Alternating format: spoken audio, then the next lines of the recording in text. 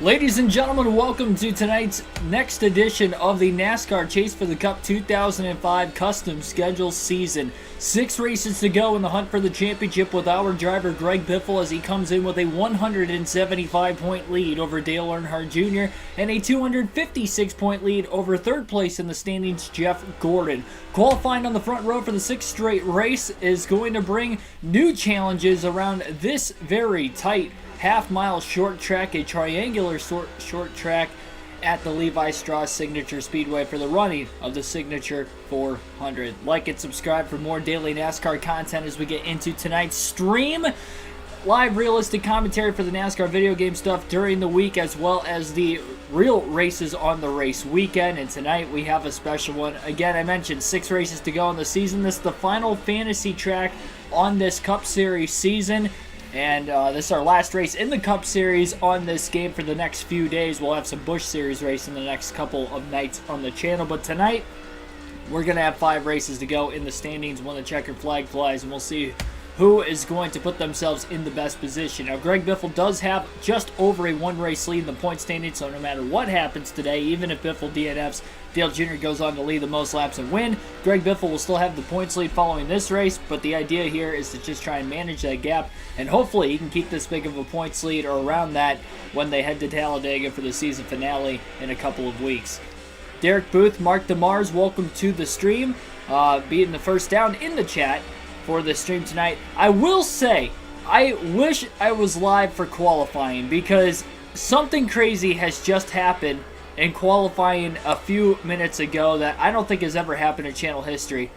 To the 1,000th of a second, I tied Ryan Newman for the pole. Now, it said I qualified second, but then on this qualifying time leaderboard, it says I'm in first. We both had the same exact time of a 17.170, I believe was the lap time that was timed in.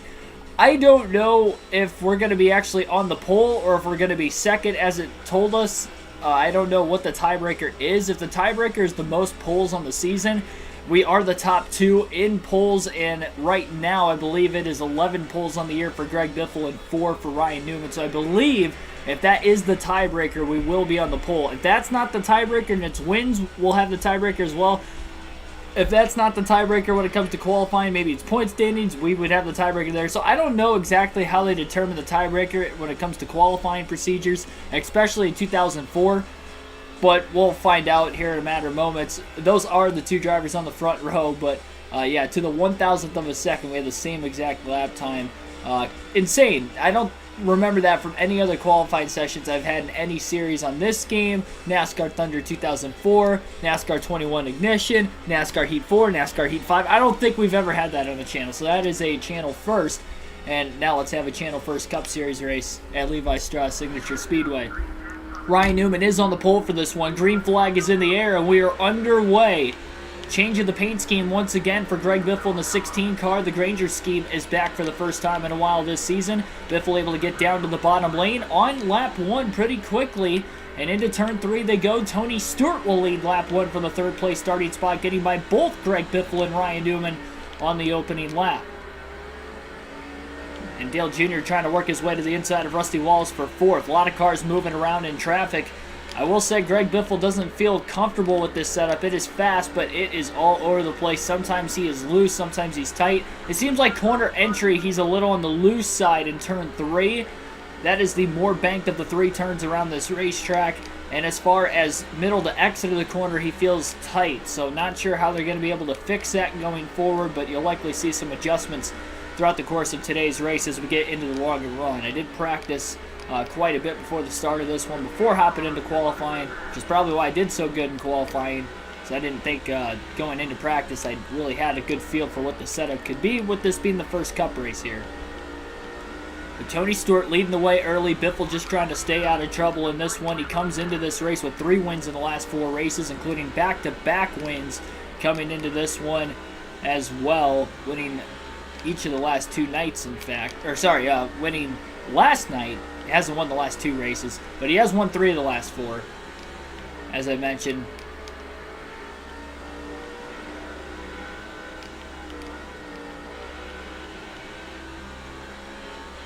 including the last 2 mile and a halves at Las Vegas and Kansas.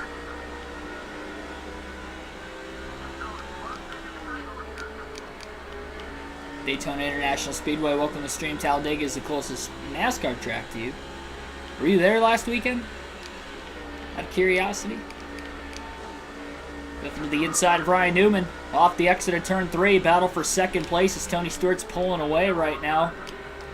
Biffle still side by side with Newman. Jeff Gordon's in 4th. He got around Dale Jr. a couple laps ago. It's just so hard to pass here at this racetrack. Biffle's desperately trying to keep the car clean as much as he can. Newman fends him off on the outside. Biffle trying to stay to the inside into turn 1 again. And look at Ryan Newman jump way up the racetrack. He got really, really tight. Biffle trying to get as close to the inside retaining wall as possible in turn 1. Slide job. Completes the pass, but now he's shuffled onto the outside. Newman crosses him over, and Jeff Gordon will move up to 3rd place before Biffle actually lost a spot with that aggressive move trying to get around Ryan Newman. He made a clean pass, but it ended there and quickly went backwards. Gordon to the inside of Newman for 2nd. He wants to try to run down Stewart. Gordon led the most laps and dominated that race last night, leading 150 of the 266 laps at Kansas, but unfortunately he did not get the win. Ended up with a top 5 finish. Top 10 finish, rather. He didn't even get the top 5. It was our 4th caution-free race of the season last night. Excuse me, he finished 2nd place. I don't know what I was thinking. He finished 2nd. I was thinking the race before, Southern 500, he finished outside the top 5.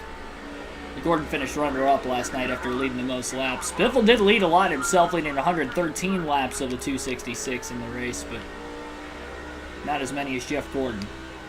We only had 4 different leaders the entire race. One of them was Tony Stewart, who led only the first lap, and Tony Stewart has led the first 13 laps, crossing the line this time, and he's quickly pulling away. In the Busch Series race on the custom schedule season, Greg Biffle finished a lap down in 16th, so he knows that this is a very challenging racetrack, but having that extra time of being able to race on this track, at least in a stock car, is definitely going to help him today. Definitely helped him qualify on the front row, and he's trying to get back around Ryan Newman right now, but he is struggling mightily. And Biffle overdrives turn 2, down to the apron, got on the brakes heavily in the middle of the corner just to keep it off the outside wall, and that mistake will allow him to get passed by the 29 car of Kevin Harvick. And the 10 of Scott Riggs looking good early on. Will pass him to move inside the top 5, and now Riggs is going for 4th place on Harvick. Good run for the 10 car early on. Biffle trying to follow Riggs perhaps. See if he can get to the inside of the 29 himself.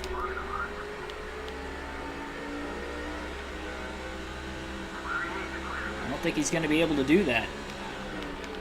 Harvick slides in between the 10 and the 16 in line. Mark DeMar says that I bet we'll see a lot of cautions tonight. I would not be surprised. I think we had 2 or 3 of them in the Busch race here, but that was only 200 or 250 laps. This is 400. Ooh, Harvick nearly gets into the side of Scott Riggs in turn 3. It's an aggressive move, but he did make a clean pass nevertheless, and Biffle gets to the inside of Riggs. He's going to get around him quick and clear him in turn 2. Another slide job, but he couldn't get back down to block Riggs, and again, Riggs is going to get underneath him.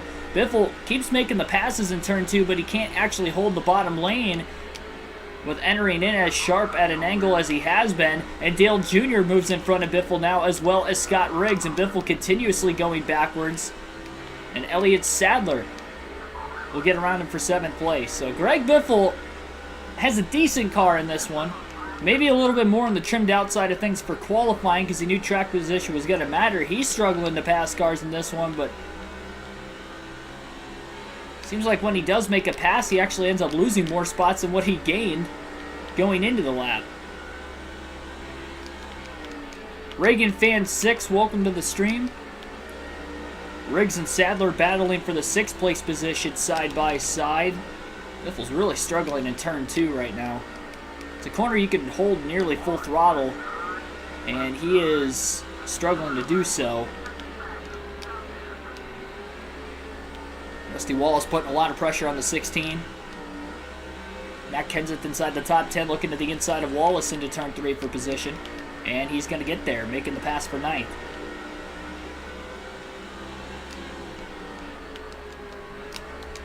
Biffle gets into the 38.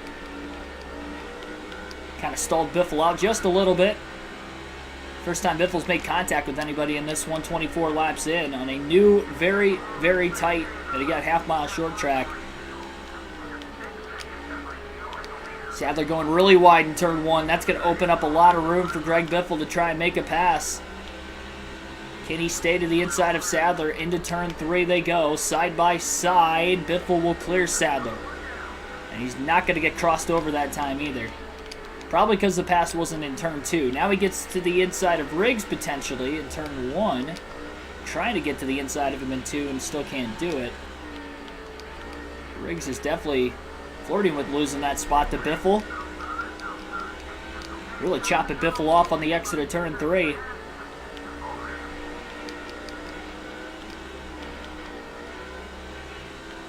Yeah, Tony Stewart is about to catch lap traffic already in this one. Biffle's about 6.5 seconds off the lead as he battles Riggs for 6th. And he'll clear him into turn 1.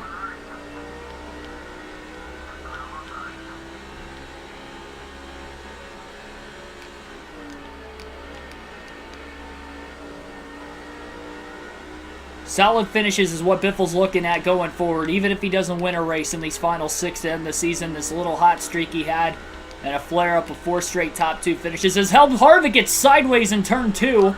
And that's going to be an easy pass for Greg Biffle to make the pass for 5th place to move him back inside the top 5. Great job by Kevin Harvick catching his race car as he nearly got into the wall in the middle of the corner. So it doesn't look like Biffle's the only one struggling in turn 2 in the early going of this one, as Kevin Harvick had some troubles there and might have been some of the dirty air. He was behind the 8 of Dale Jr., potentially trying to battle him for 4th rather. Easy spot, more points gained at least early in the race for Biffle. Assuming obviously he stays in the top 5 the rest of the way. One car blowing up on the inside of the racetrack. It looked like Dave Dunn in the 172. Could be wrong on that, but it did look like a fantasy driver of some sort. And that'll be the first driver out of the race today. And as Stewart catches lap traffic, it's definitely allowed Biffle to close back on Stewart on the interval time. And I'm sure this is the first of many times we're going to see lap traffic tonight.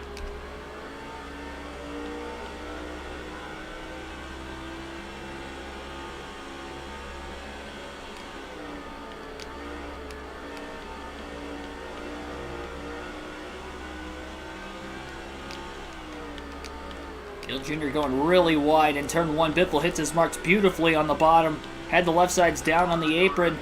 Trying to get to the inside of Dale Jr. A little tight and lifted off the exit of turn 2. That allows Jr. to pull clear into 3. Now Jr. will try to protect the bottom. Greg Biffle going to really arc the corner off in turn 1. With Jr. again right there.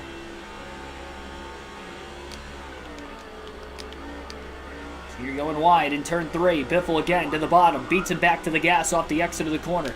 Jr. trying to squeeze Greg Biffle in turn 1 as they still run side by side. And pinching him off enough, even with a bit of contact in turn 1, was going to allow Dale Jr. to hang on to the 4th place position. It's definitely allowing Kevin Harvick to close back on these two as they battle for 4th.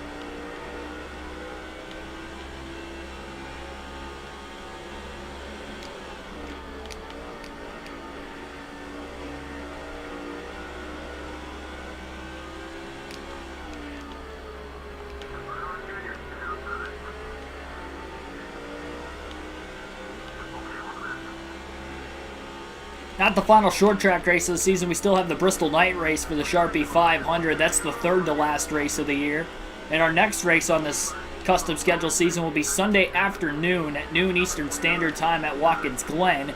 Not doing live commentary for the Dover Cup race this weekend, so we'll be live on the video game side of things. I'll be at my grandparents' house to watch that Dover race, spending time with the family again this weekend like I did a few weeks ago with the Richmond race. Harvick making a pass of both Greg Biffle and Dale Jr. to move into 4th, making it look easy. Just wait till the tires start to wear out further into the run. I'd have to expect this is going to be a 2 pit stop race today. We don't know exactly what the fuel window is for the Cup cars here, but that's what I would guess. And finally, Biffle makes the pass in turn 1 on Dale Jr. and trying to get to the inside of the 29 car of Harvick for a spot as well. Harvick goes wide into turn 3. Biffle to the bottom of the racetrack. Can't clear him yet, but he is in prime position to make the pass in turn 1 and does. So now Biffle back to 4th place. A lot of clean air back in front of him again, and he'll try to run down Ryan Newman. Jeff Gordon has caught the back of lap traffic now and is trying to close in on the 20 car of Tony Stewart, who continues to lead this race and has led the first 42 laps. Caution free in the early going tonight. Going to alternate through the different camera angles for the first time in this race over about the next 8 laps as we're in the early going. Get a good look of this Granger paint scheme. It's been a while since it's been on the race car. Going back to the normal schemes for the rest of the season. After great luck with the test session paint scheme, I do find it coincidental. The first race we don't qualify on the pole in a while was without the test scheme where we went 5 for 5 qualifying on the pole. I did tie Ryan Newman's time, but Newman had the tiebreaker of some sort. Maybe it was fastest in practice. I guess that could be a good tiebreaker. I don't know where I was in practice time. I didn't really look. So maybe Ryan Newman was a bit quicker there.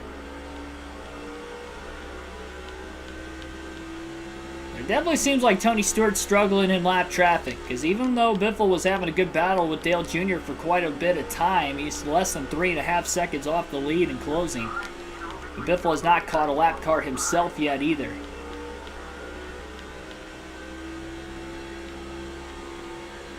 And Newman now has caught the back of lap traffic into turn 3. One car goes wide. That's the 178 of Dusty Gibson.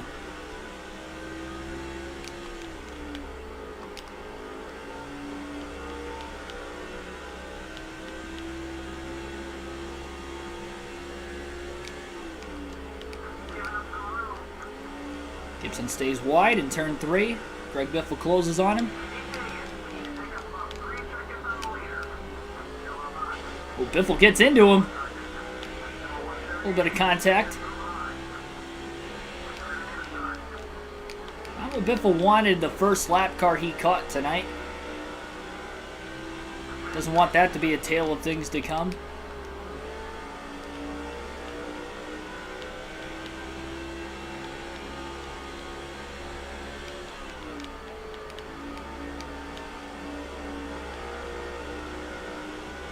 Laps are definitely clicking by pretty quickly. Already 50 laps complete. 3 wide nearly in turn 1 with the lap cars in front of Biffle, and they make a bit of contact.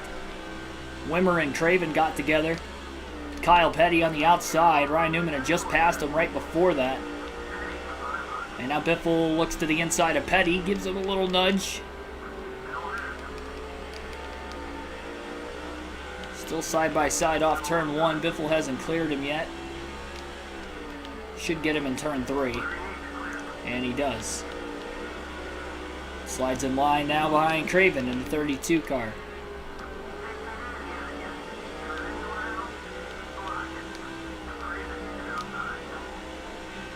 The big dive in turn 2 for Biffle. Got it to stick really well. Drives it in deep into turn 3 as well, trying to get around the 32. Craven will go back to the far chase cam for now. Biffle clears the 32 car into turn 1.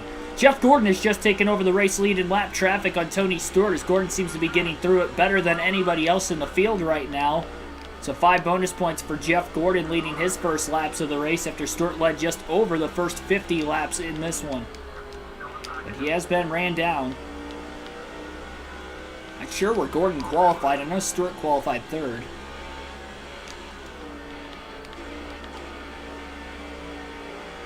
Biffle's still about 3 seconds off the lead. A little bit more open room to race.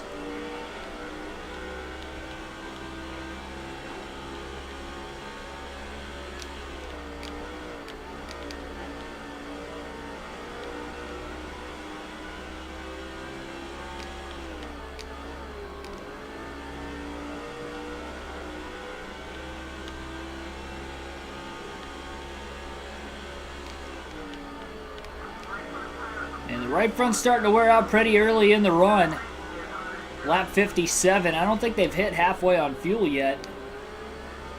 That's a little concerning how much wear we're seeing out of the right front tire for Biffle already. He hasn't really made a lot of contact either, especially around the right front tire. Slides around McMurray off turn 3. I'd say Biffle's managed his tire wear pretty good at most tracks this season. But again, with this being a new one, everybody having to learn on the fly.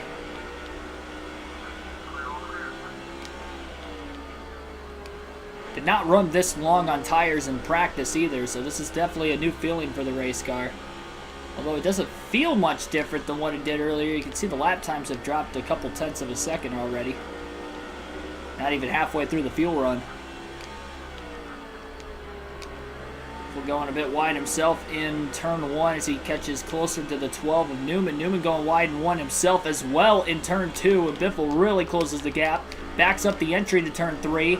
Times the exit of the corner pretty well, and he is side by side for third with the Rocket Man, Ryan Newman, who's still looking for his first win of the season tonight. Newman tries to pinch Biffle in turn 1, but Biffle beats him back to the throttle again and clears him for third place. Tony Stewart back into the lead off turn 3 as he continues to battle Jeff Gordon, about 2.5 seconds ahead of third place Greg Biffle. Still trying to get up there and potentially lead his first laps of the race. Be a little bit of long run speed out of the 16 car. He does have to get through the lap cars a little bit better than what he has so far, but you can definitely tell the 20 has struggled. And because he is still putting up a fight with Jeff Gordon, knowing that the 20 was strong in clean air and on the short run, maybe that car hasn't cliffed off at this point in the run yet for Gordon to just drive away from him.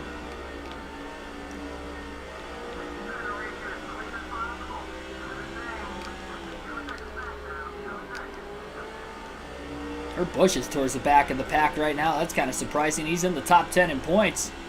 Seems like he's maybe outside the top 30 in the early going to this race. Slides up with a nice clean pass on the 122. They are nearly 3 wide in turn 1. And they are 3 wide into turn 2. Will they make it off the exit of the corner? It looks like they will, and they're still 3 wide into 3. I didn't think we were going to see any of that today.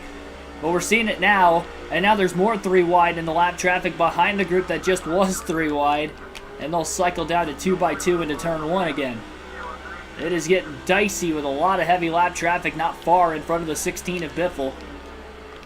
We'll catch the 0 car of Ward Burton quickly in turn 3 and clear him off the exit of the corner in one fell swoop. Oh, and there's contact! And Biffle's trying to get around him quick. That was Jimmy Lane and Charlie Davis, 2 of the generated fantasy drivers that get together. That makes an easy way for Biffle to get around a couple more cars. They got hung up on each other in turn 1 that last lap.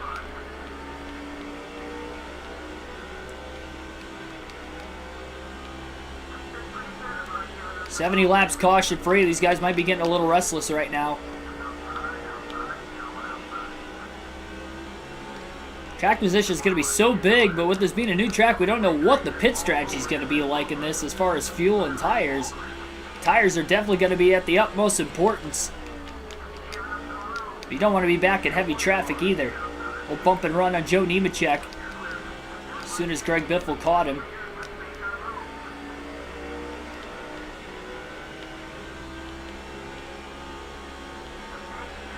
Halfway on fuel at lap 71, so about 140 laps, give or take, would be the fuel run. Tony Stewart is 3 wide middle off of turn 3 and into turn 1 with the lap traffic. And now he's down to side-by-side into turn 2.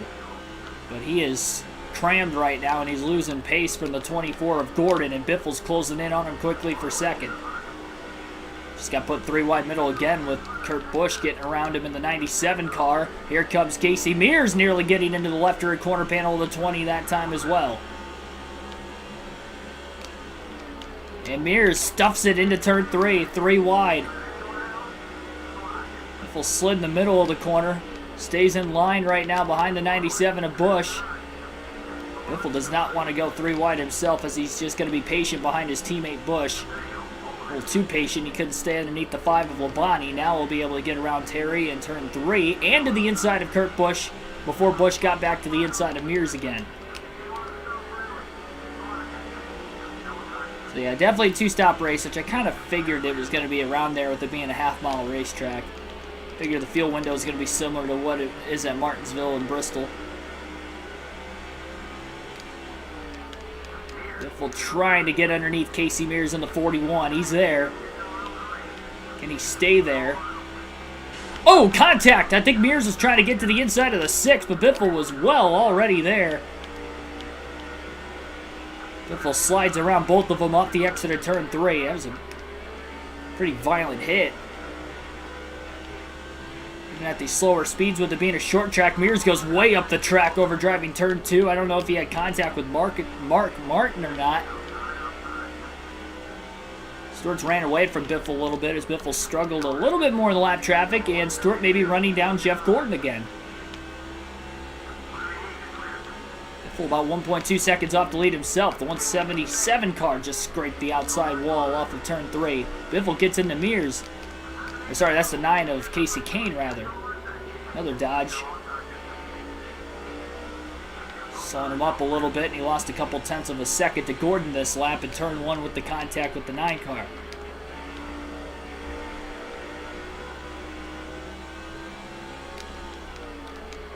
Car was definitely tight before. I'd say it's not as loose on corner entry anymore as what it was at the very beginning of the race, now that these tires are getting a little bit older. And Stewart has ran down Jeff Gordon as he quickly gets around the 31 car of Robbie Gordon. And Jeff is right in front of him. Stewart, I think, still has a faster car on the longer run, too. He just lost that track position once he got into lap traffic. And Gordon was able to catch up to him. And now there hasn't been any lap cars in front of Gordon in a while. And here comes Stewart. It's a good thing Biffle's not a rival with Gordon anymore. He is neutral with him coming into this short track race on a Thursday night.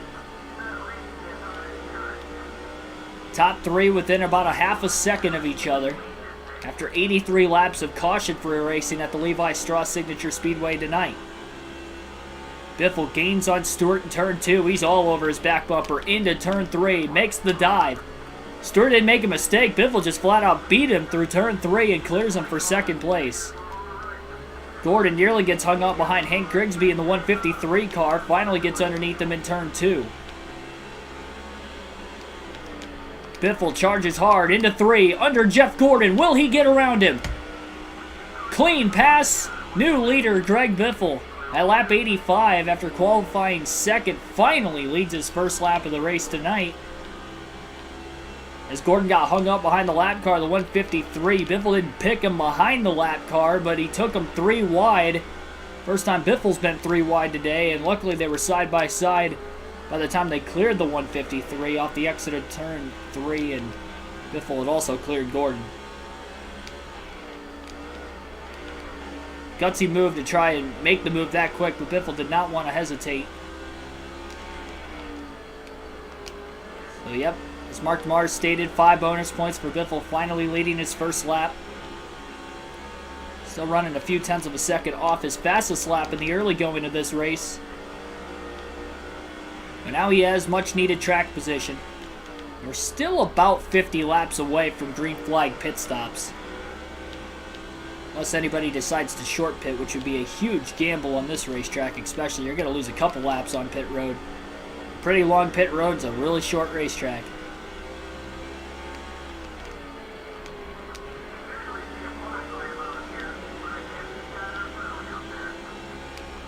And honestly, 400 laps on a half-mile racetrack is not a long race for the Cup Series. Lap time's well under 20 seconds. Biffle underneath the 15 car of Michael Waltrip. Struggling to make a pass on him right now as he still hasn't cleared him. Through turn 2 into turn 3. It's allowed Gordon to close again. Gordon overdrives turn 3, nearly gets into Waltrip himself, and Biffle will clear the 15 car. Waltrip now the first car, 1 lap down. And Dusty Gibson, 2 laps down, will be the next lap car ahead. Final car in the lead lap currently is the 99 of Jeff Burton for Roush Fenway Racing.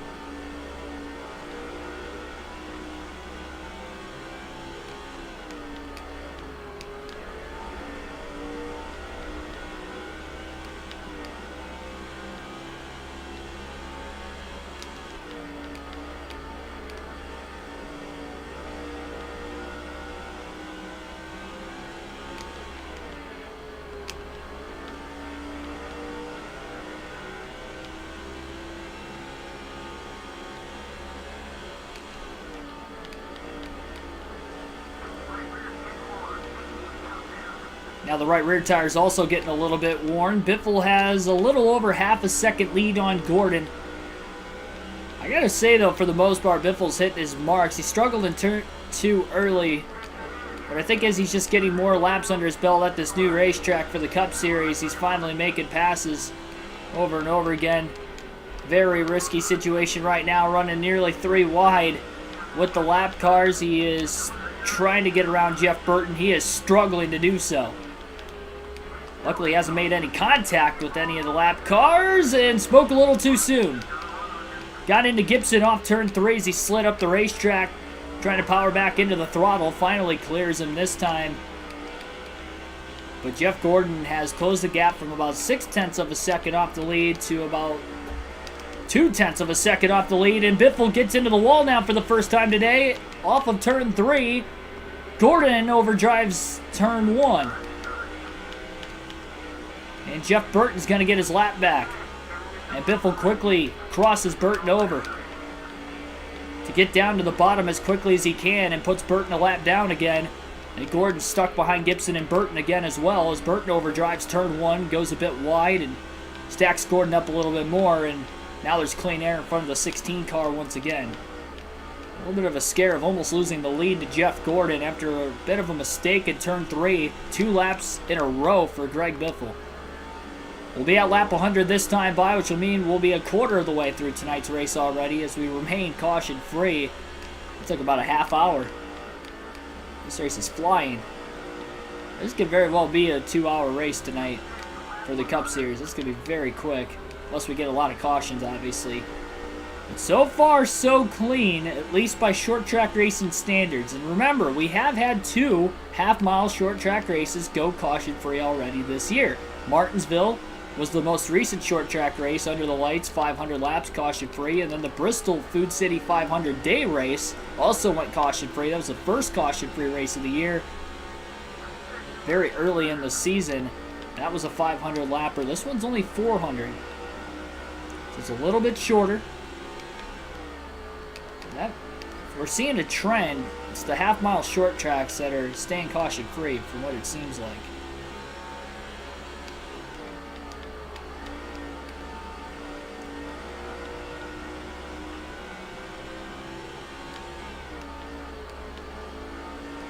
Biffle has a 1-second lead over Gordon.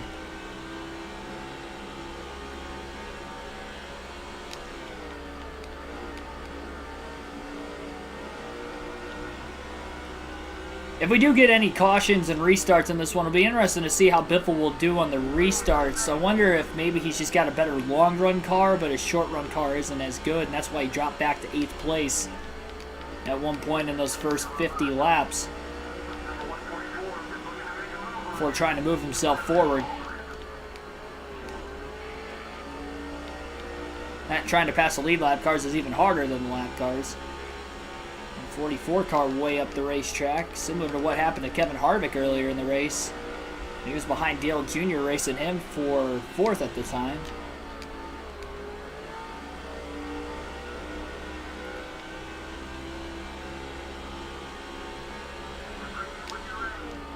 Quarter tank of gas left.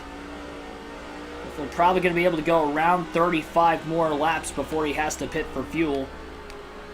Again, that right front tire was in the yellow well before they got into the halfway mark on the fuel tank itself. So you'd have to imagine it's probably going to be in the red here very shortly. And will that right front tire be able to hold up to the end of the fuel run? Again, you don't want to pit early if you can help it. But you don't want to blow a tire and smack the outside wall hard either if you're Greg Biffle and risk ending your race when you have a 175-point lead with just 6 races to go.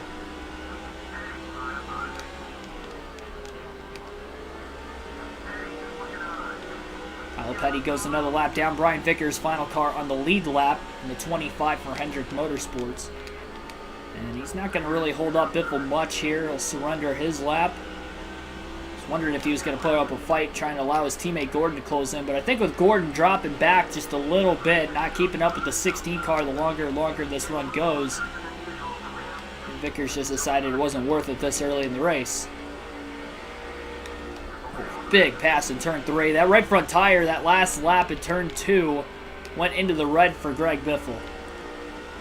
So it is definitely cooking right now, and he still has about 30 laps of fuel he could go. Slides into turn 3. It's going to be risky to take it to the end of this run if we don't get a caution before that. So I'm kind of shocked we haven't had one yet after 100 laps of racing here, especially to be in a new track. But again, like I just mentioned a few laps ago, the statistics, I guess, of the half-mile short tracks this season, we haven't really had any cautions. So maybe it's not as shocking as what it might appear visually as what the stats show on paper.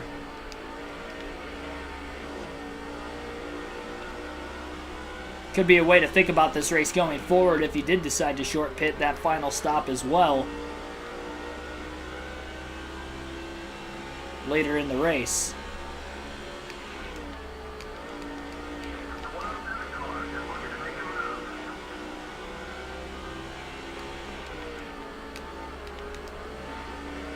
Especially when you consider the fact by the time everybody cycles out of the pits, you're going to have a little over 50 laps less of a run to the checker if you just stay out as long as you can during both stops if it stayed green all the way through.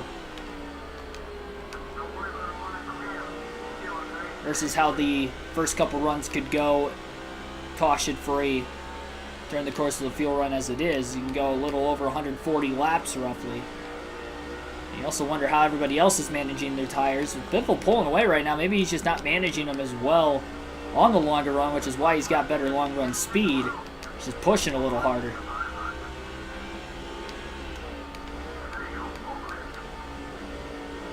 Welcome to the stream, Robbie.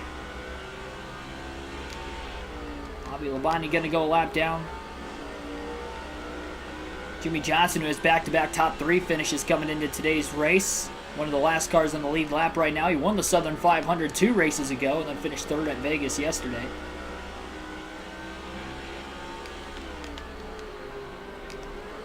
Get around Matt Kenseth for position.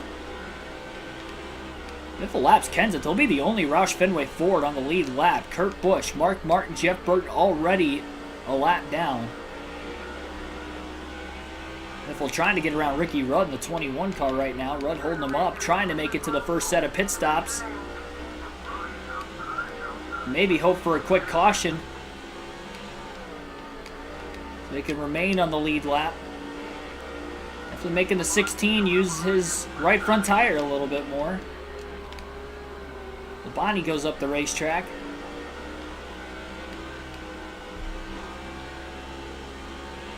I don't know if that right front tire is going to make it 140 laps.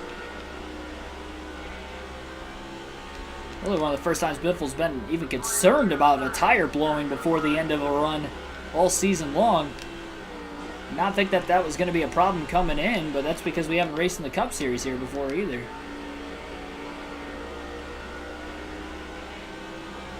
Ricky Rudd's holding him up. Gordon's closed in about 0.4 of a second over the last few laps on Greg Biffle. Biffle struggled to get around the 21 car of Rudd. Blocks him off the exit of turn 2 again. Biffle to the inside of the 21. Not quite. More into the left rear of Rudd, trying to put the bumper to him so he can get around him because he is holding him up. 1/8 of a tank of fuel left for Biffle. The right front in the red, too. He's even tighter than what he was earlier, and when he gets to the bottom, he has to lift a little bit more in the middle of the corner than what he was, especially in turn 2, and that's why he's not able to really complete these passes. Finally gets around Ricky Rudd and clears him off in turn 1. Quickly closes on the 77 car of Brendan Gaughan before pulling out a line on the rookies of Gaughan and Wimmer. Clears them both. They were already 1 lap down. They'll go a 2nd lap down, and now Biffle underneath his teammate Kenseth. Kenseth maybe going to make it a little easier for his teammate Biffle. And Biffle clears him off turn 3. Jimmy Johnson, Dale Jarrett, the last couple cars on the lead lap. Rusty Wallace, who we saw in the top 10 early on, along with Scott Riggs, also just up the way.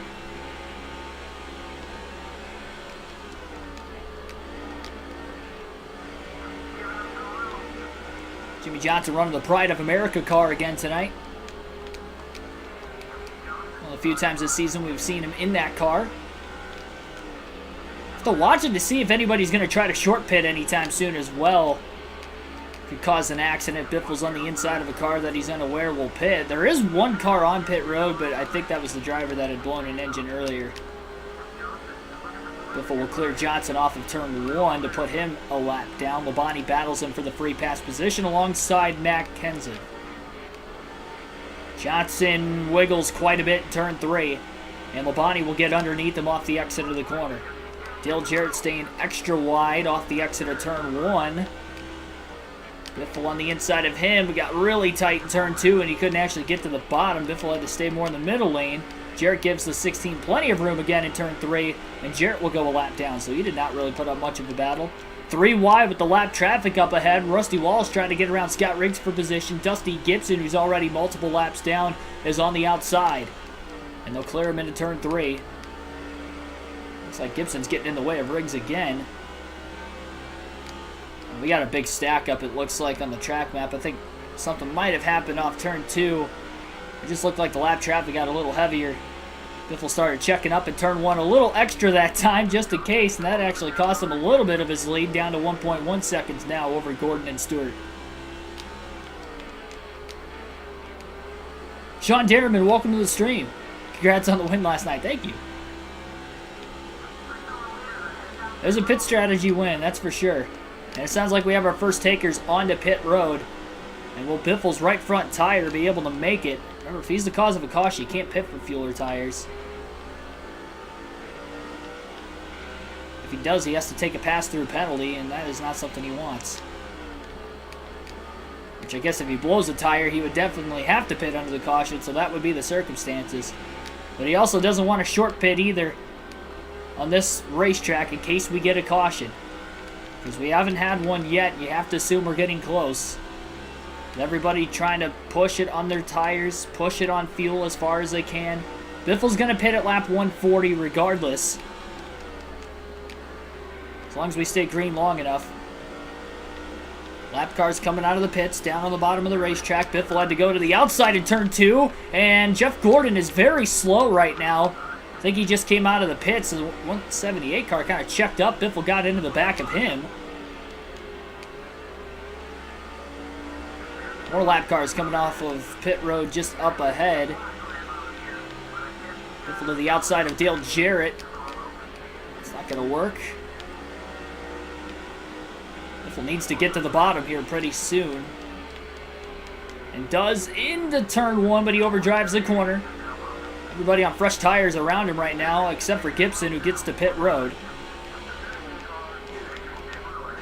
Jeff Gordon has cycled ahead of Tony Stewart off the pit lane. Stewart battling Ryan Newman for position on the racetrack. Biffle will stay out one more lap, this time by a lot of lap traffic up ahead. Oh, Stewart and Newman get together as they battle for position in turn 2. And Newman almost got squeezed into the outside wall. Lap 140, Biffle will pit this time by. And he is not the last car that still has to pit either. Ricky Rudd down on the bottom of the racetrack. Biffle trying to get down to the bottom, but he couldn't. Rudd was in the way. Merges himself into Tony Stewart. Nearly turns the 20 car in turn number 3. Lap 141, Biffle still on the track. He wanted to pit that last time, but the lap car coming out of the pits on the bottom had costed him. And now he's just going to back out early to not have that same issue with Scott Wimmer this time. And he'll be able to get onto pit road without running out of fuel. But a speeding penalty on pit road, and that is going to cost us 16. That might be the first pit road speeding penalty all season for this team. It'll be 4 tires and fuel on pit road, but it is a pit road speeding penalty. The speed limit is 70 miles an hour at every track on this season and on this game, but he hit about 71, 72, and that was just enough for the penalty. And that's going to be costly because he only had about a 1.1 second lead before the pit stops had started.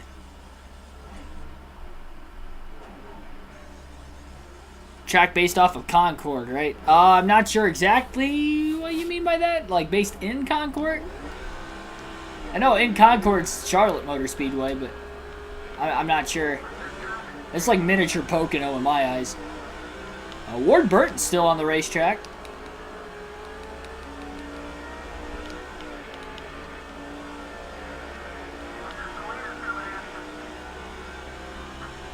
Biffle's back on fresh tires. Ward Burt will pit this time after leading his first lap of the race, and Jeff Gordon has the lead. Look at what that pit road penalty did for Greg Biffle. He is now 9.5 seconds off the race lead and back to 8th place, which is as far back in the field as he has been all day today. A lot of time still to make this up. We're not quite halfway yet. And again, still caution free. We actually made it through the first set of green flag pit stops once Ward Burton makes his way off of pit road. Hatstros McGee, welcome to the stream as well. We're watching the 2001 Daytona 500. You know, despite the tragic, ending that we know of following that race, it was a great race leading up to that final lap, final corner of just, what happened in that accident. But that accident aside, on the final lap, it was arguably one of the better Daytona 500s ever. Just from the racing standpoint of it. The super speedway racing.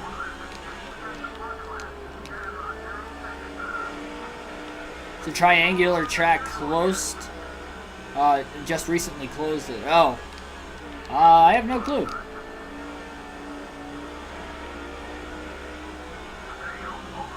I don't know of or about that track, so maybe.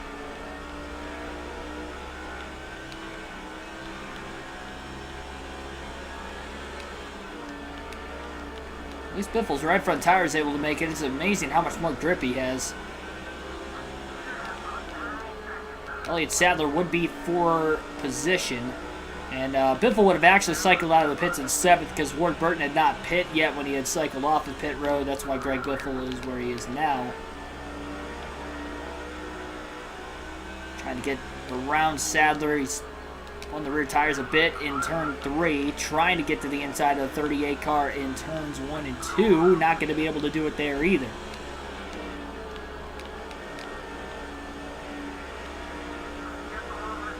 Will he get to the inside of Sadler this time into turn 1? He will. Can he stay there?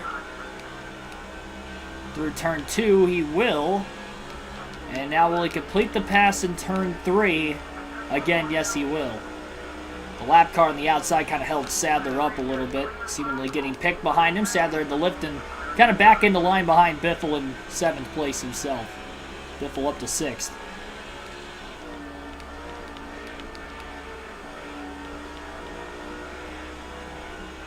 Yeah, that is very true. This is only a 2-stop race scheduled, at least, barring on how cautions play out tonight. So definitely don't want to do that the next time by. We only have one more stop if this does go green all the way through. It'll be back-to-back green flag only races. Biffle gets in the run, just squeezed the 21 car into the wall. Accidentally there, that wasn't for position. Road was already a lap down. A little too aggressive trying to get around him quickly.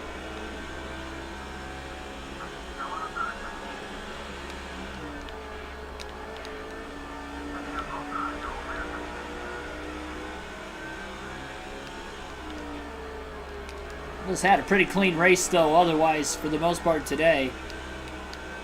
Jeff Gordon is out in the lead following the penalty from Greg Biffle. Biffle stayed out a little longer than the leaders and only having a 1.1 second lead. He still probably wouldn't have cycled back as the leader, but he definitely wouldn't have been 9.5 seconds back. But he's trying to charge into that. It's just over an 8.5 second deficit to Gordon right now. Not even sure who the next car for position is ahead of him. Maybe it's Casey Kane, but I'm not entirely sure. I think Kane might be a lap down. I'm not sure who's in 5th place right now. And how much further ahead of Biffle they may be.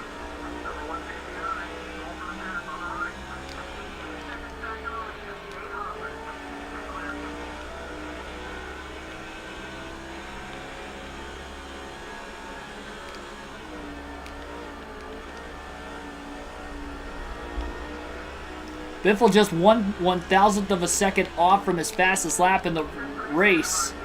a couple laps ago. He had a 17.105. His fastest lap, a 17.104, which is faster than what he ran in qualifying, both of those lap times, as he timed in, again, qualifying second to Ryan Newman with a 17.170. Almost 0.07 of a second quicker. So makes a clean pass in turn 2 on Michael Waltrip. There's Dale Jr. in 5th, so he is the next driver for position if Casey Kane isn't. And Kane is a lap down, which I kind of figured.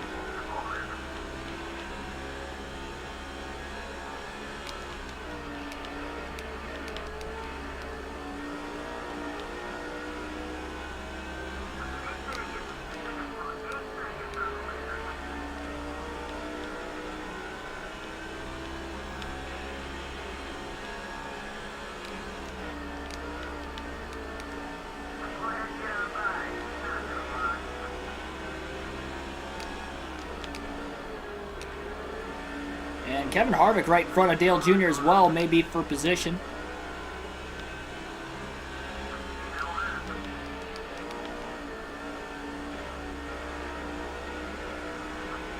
We'll say Biffle's getting through the lap traffic pretty well since making his green flag pit stop. Shorter Pocono, exactly. That's my take on this track. Welcome to the stream, by the way, Ethan. Biffle kind of scraped the wall off the exit of turn 2 again. A little bit ago.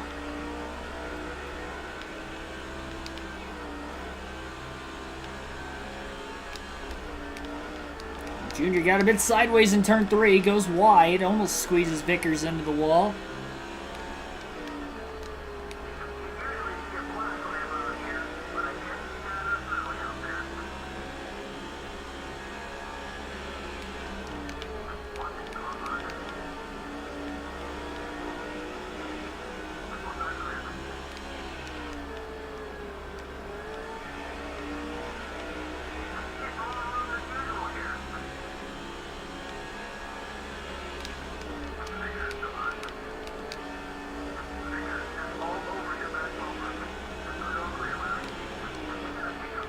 Tony Stewart right in front of Kevin Harvick as well.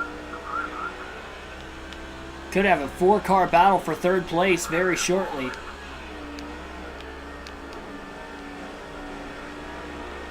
Between Tony Stewart, Kevin Harvick, Dale Earnhardt Jr., and Greg Biffle. 3 of the top 4 in points. And 2 of the championship contenders running 1st and 2nd in points of Biffle and Earnhardt. Biffle gets around Dale Jr. really cleanly in turns 2 and 3. And quickly back inside the top 5. Wasted 0 time to get around Dale. Next track on the season is going to be Watkins Glen on Sunday. So again, no live commentary this weekend at Dover. I'll be at my grandparents' house. That race will be at noon Eastern Standard Time. The next live stream on the channel, though, will still be tomorrow night. 7:30 p.m. Eastern Standard Time. We'll go back to the Busch Series custom schedule season as we have about 11 races to go there yet. And have a little bit of catching up to do on that season, so we'll do that the next couple nights. And our next race for that season will be at Homestead. So Homestead tomorrow night for the Busch Series season.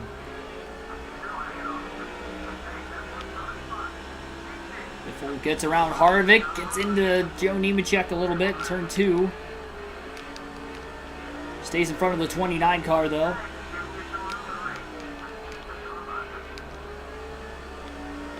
And up to 4th. Almost halfway home.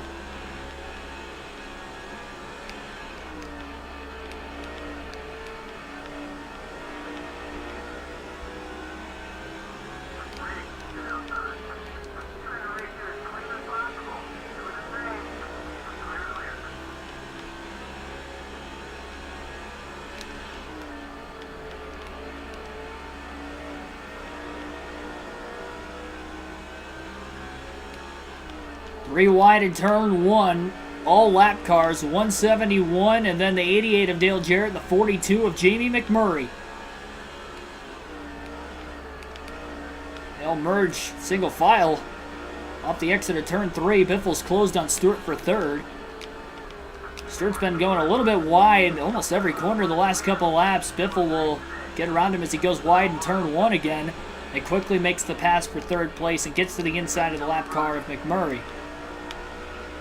My plans for when the season's over, I plan on jumping up to NASCAR 06. We definitely still have some NASCAR 21 ignition to finish off with the final season. And also, there was news today that NASCAR 22 will not be a thing, essentially. It won't be a new video game. They're going to have a patch that the next-gen cars and the season updated roster will be on the current NASCAR 21 ignition video game in September. So we're kind of shooting for that as maybe being another season or two once the next-gen cars become available.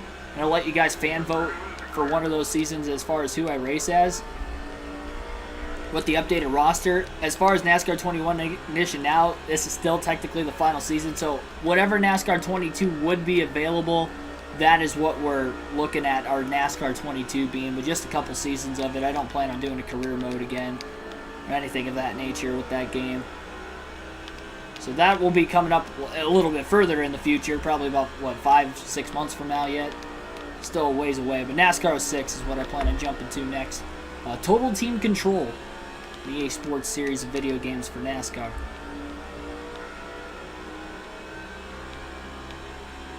And of course, still doing the live commentary, the real races on the weekend. Our next one's going to be Darlington for the throwback race for the Cup Series.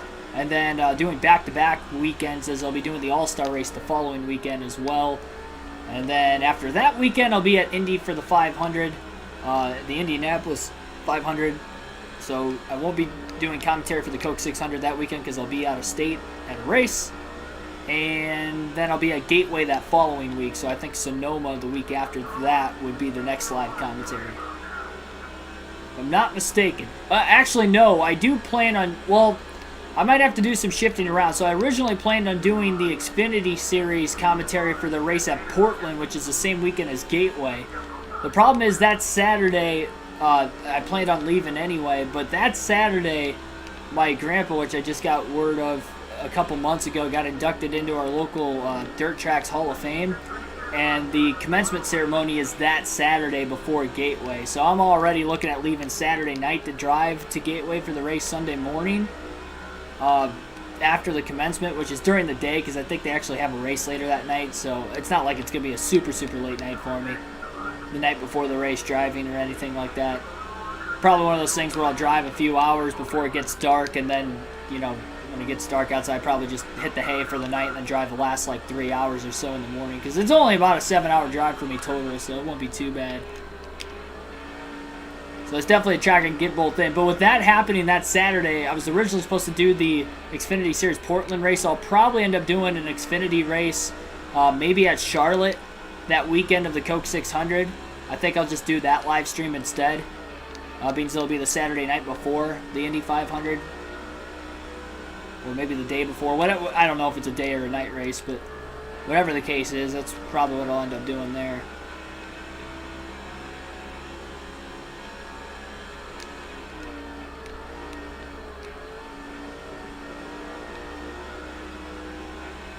So I guess I will have commentary that weekend as well. It just won't be for the Cup Series. It's kind of the future schedule for the month of May, I guess, on the channel for live commentary's sake. So Ryan Newman, who's in second place pretty quietly in heavy lap traffic, is about 4.5 seconds off race leader Jeff Gordon. Greg Biffle's closing in on him as Gordon is a pretty big lead overall. Biffle's trying to cut into that as much as he can. A little loose at turn 3, almost got into the inside wall. I'm surprised he hasn't overdrove the corner getting into the inside wall today, and in fact he's only hit the wall once this entire race.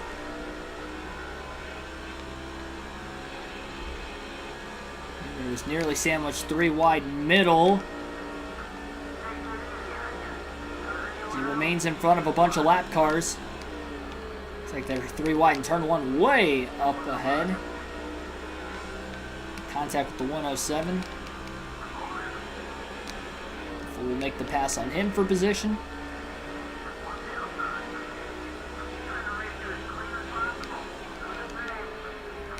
We are almost halfway home, which means a trivia question will be coming up in about less than 10 laps. So you don't want to go anywhere.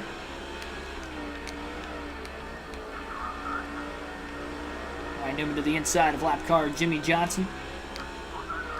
Johnson pulls down right in front of him to get around Sterling Marlin in the 40. Maybe battling him for position.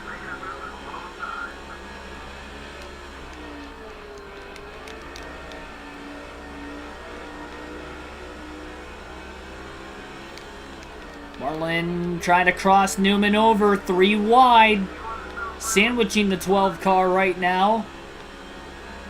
These cars nearly making contact with each other, but Newman's getting held up in the lap traffic, and look at how quickly Greg Biffle has closed over the last couple laps in his pursuit for second place.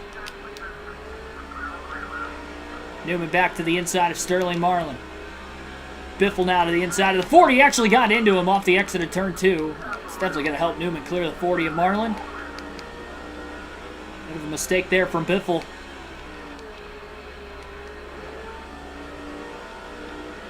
Might have costed himself an opportunity to be even closer to the 12 car.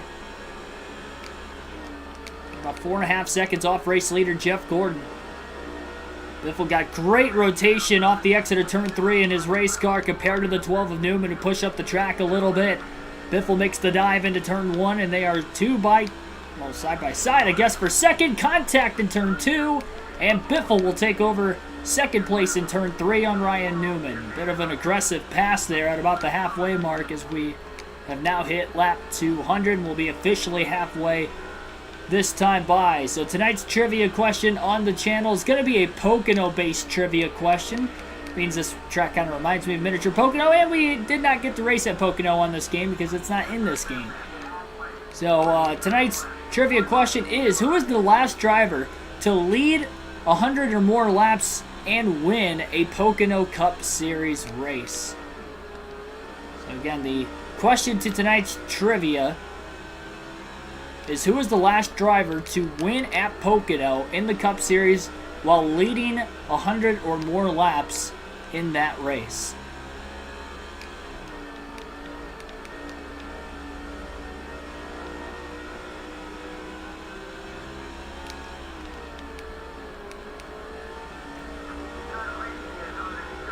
Mark DeMar says Jimmy Johnson down in the chat.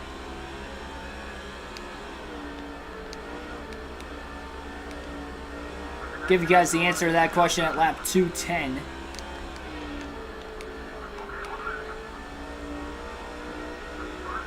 I'm interested to see what year you guys think this particular driver has,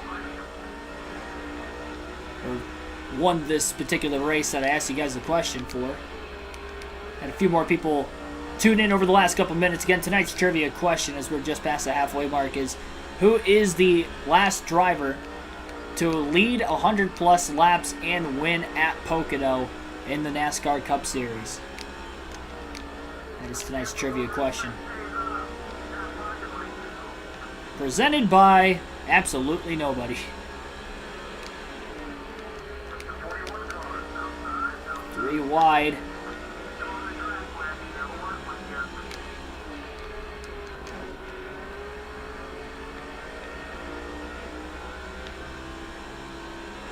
See Denny Hamlin answer down in the chat as well. Welcome to the stream, Brian Rodriguez.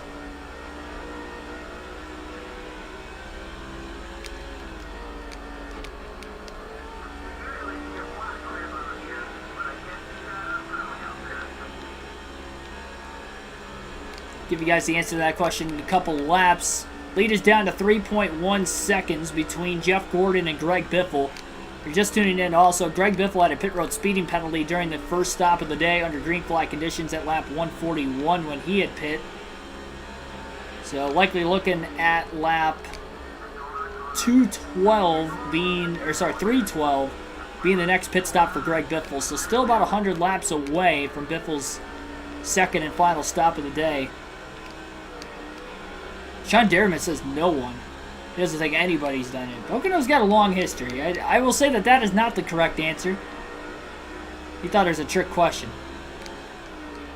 I don't really do questions like that on the channel, where there'd be absolutely nobody.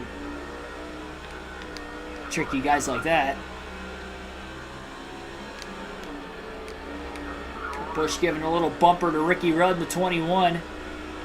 There's a donut on the left side of Rudd's race car already. gets around him in turn 1. So the answer to tonight's trivia question, I did see it answered correctly in the chat, and in fact it was right away. Mark DeMars had gotten the question correctly first, and I saw another Johnson there by Sean Derriman as well.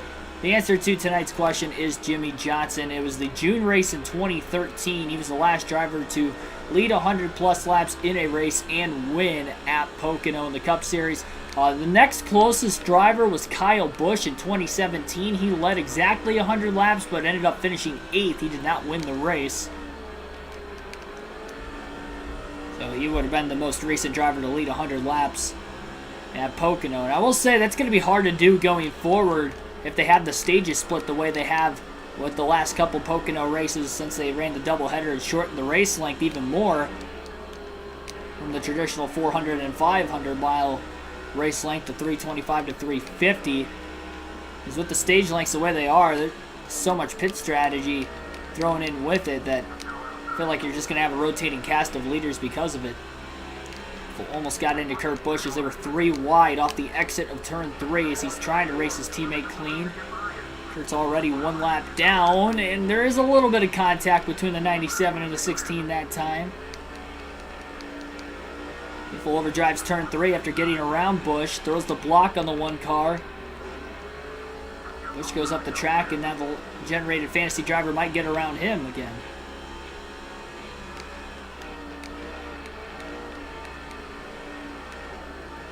Mike Honcho.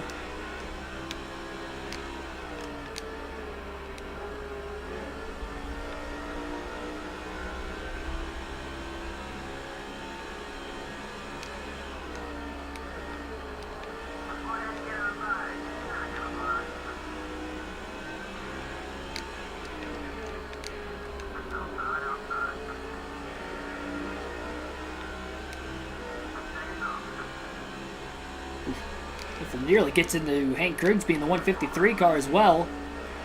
3 wide off the exit of turn 3. More lap cars in front of Biffle. Jamie McMurray, Rusty Wallace, and Jimmy Lane. Biffle's cut the lead down under 2.5 seconds behind Gordon with about 180 laps to go this time by, as we're past halfway and caution free at the Levi Strauss Signature Speedway. It's the only oval race, if you consider it an oval, considering it's a 3-turn triangular racetrack, but it's the only oval race on a fantasy track outside of the Dodge Raceway, which was the 2nd race of the season way back early in the year. It was also a 400-lap race around a roughly 3rd mile short track.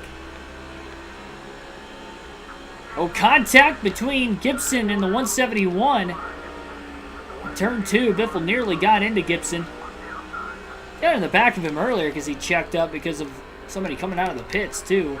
That time he just flat out got into the left rear of Steve Thomas in turn 2, and now Biffle gets into Gibson again off the exit of turn 2 himself.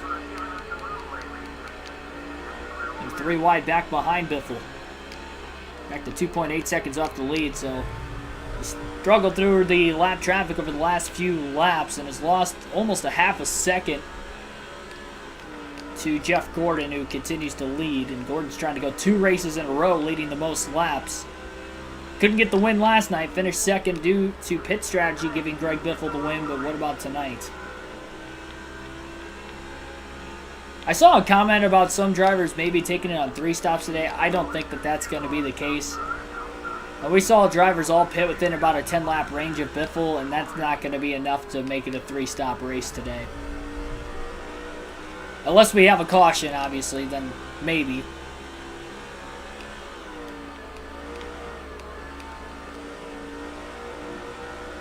But that would probably be about the only way. Because even 130 and 130 would be 260. I guess 140 laps would mean lap 280 for Biffle. Well, I didn't think about that. I said, what, 310? And my bad on that one. I did some terrible math. Did some terrible math for myself there. Giving you guys the pit strategy. Still a 2-stop race, but for Biffle, because of pitting at lap 141, his next stop is going to be lap 282. So 282 will be the next stop. That'll be 118 laps to the finish, but even if drivers pit 20 laps before that. Again, they'll still be within the 140 lap window to make it.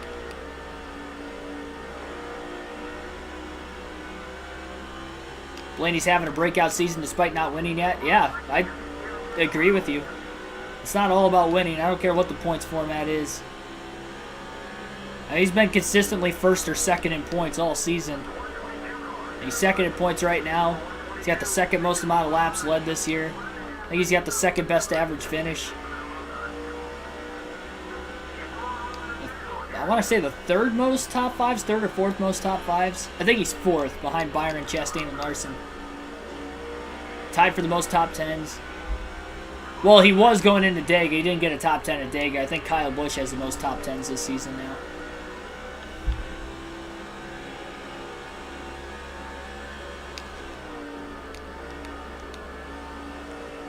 Yeah, he's having a great season. He's got 3 pole awards this year already, too, and he also has the tie for the most stage wins with 3 of those as well. Quickly rears his way around the zero of Ward Burton. Joe Nemechek will be the next lap car in front of him as Biffle gets to the inside of him in turn 1. Biffle drives aggressively into 2, really flat down to the apron to make sure he had Nemechek clear. And he did.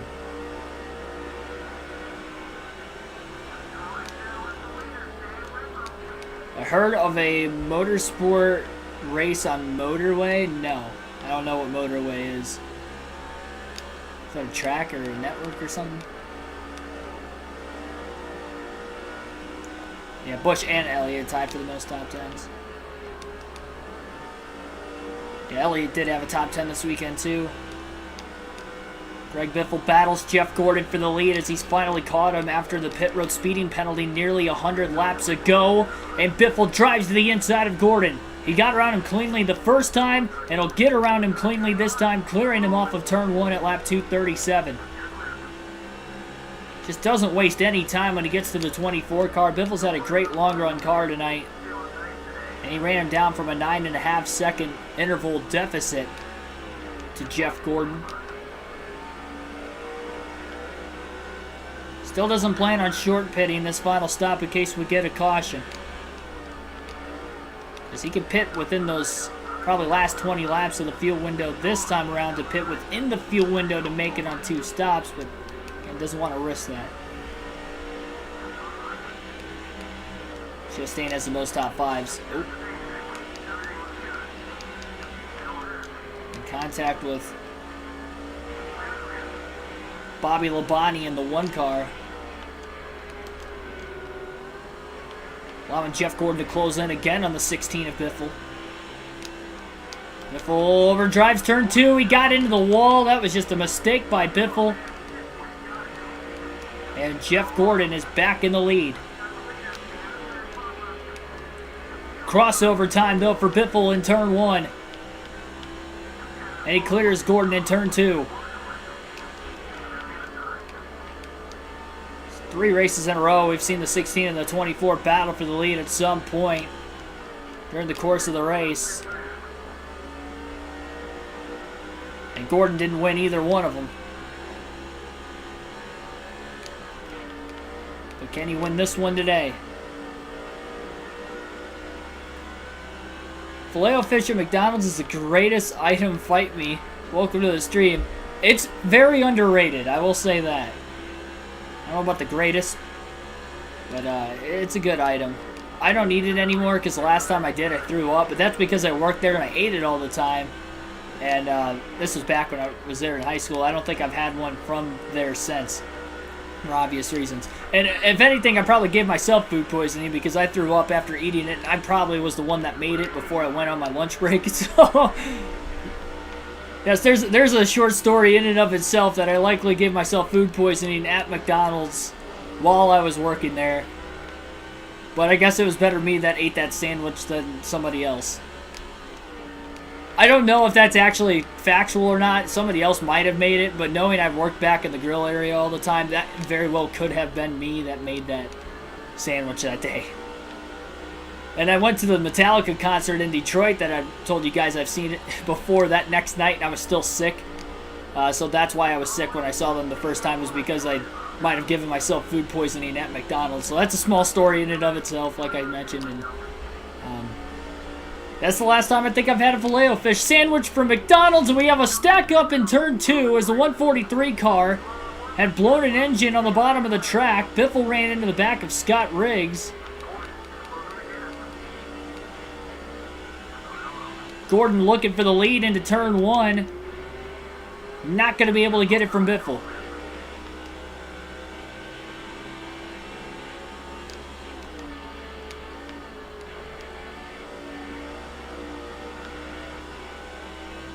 Historical Cinematics. See you in the chat. Welcome. Fun track for the modifieds. Yes, it is. Had some crazy modified races here on the channel. A caution-free cup race of all things so far in this one today, as we are at lap 250. We nearly saw that first caution a few laps ago. Now the right front tire in the red for Greg Biffle at this point in the run, as well as Gordon's right there behind him. Sure, he was starting to pull away from the 24 car until he got into the back of lap traffic. Now he just messed up turn 3 on the bottom of the racetrack as well.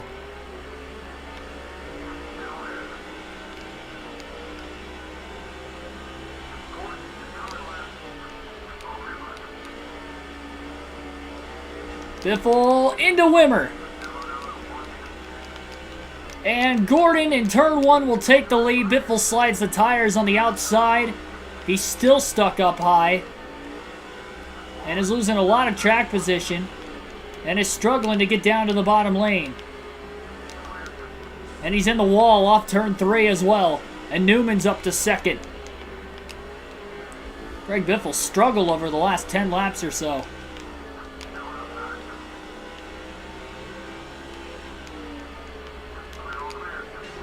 And Biffle just got into the side of Ryan Newman as well.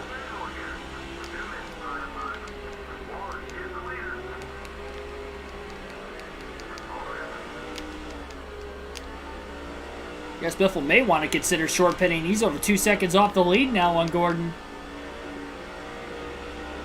Had a good long run car until that right front tire went into the red, and he has gotten extremely tight.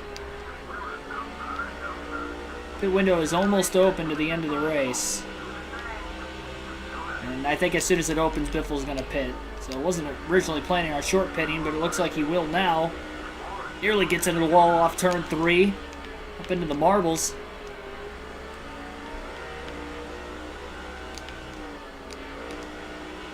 McDonald's skimping on the cheese, only half a slice. Yeah, I did not know that until I worked there. I can remember them making the sandwiches with a half a slice. I always wondered that. But you could order a full slice. I think they charge you for it, though. That's the sad part. It's sad that they charge you for a whole slice of cheese versus a half slice that you already get on it. I don't know how they charge that, if they just charge you for like one extra slice.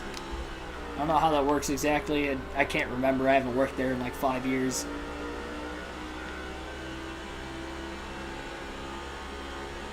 It's a little bogus, though. I'm with you. I never skip out on cheese.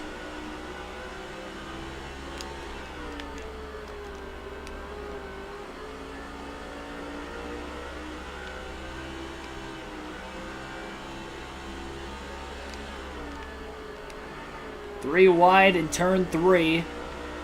Got a lot of lap traffic that's been coming to pit road these last few laps.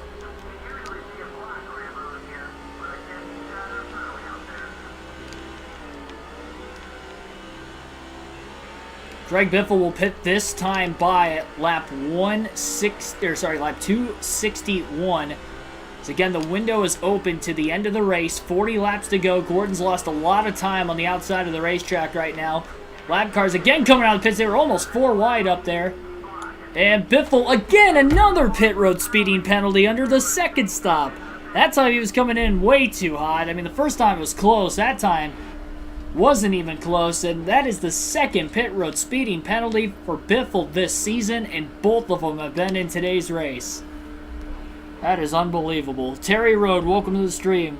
Charge you extra for barbecue sauces too? Yeah, they shouldn't do that. I don't think any other place charges you for extra sauce. I don't think McDonald's should. I mean, maybe on the sandwich they might. I don't know. I don't know how that works. I guess on most places, if you put it on the sandwich, yes. But if you get the packets, I don't think they charge you extra for it. So that's something to note going forward for you guys that eat fast food. If you order extra sauce, just don't order it on the sandwich. Order it for packets, and I think they may give it to you for free. So Greg Biffle is 2 laps down after short pitting now. To the end of this race, Jeff Gordon's still out on the racetrack. The window is open to make it on fuel, which is why we saw some cars pit. When will the rest of the leaders hit pit road? You'd have to assume it's going to be pretty shortly. Biffle is about 1.7 seconds off the race lead when he hit pit road. He's going to have to get through the lap traffic pretty well. 2 by 2 in front of him. They were 3 wide for a moment, but Biffle hasn't caught him yet. It looks like he'll catch some of them into turn 3. Down on the bottom of the racetrack.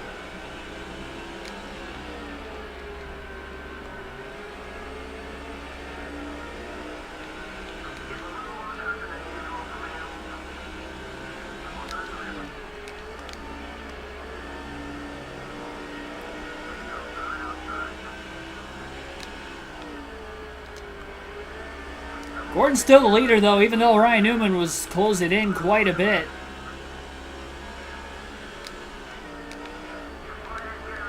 Newman has not led yet today. Matt Kenseth's on pit road. Spot for the 16.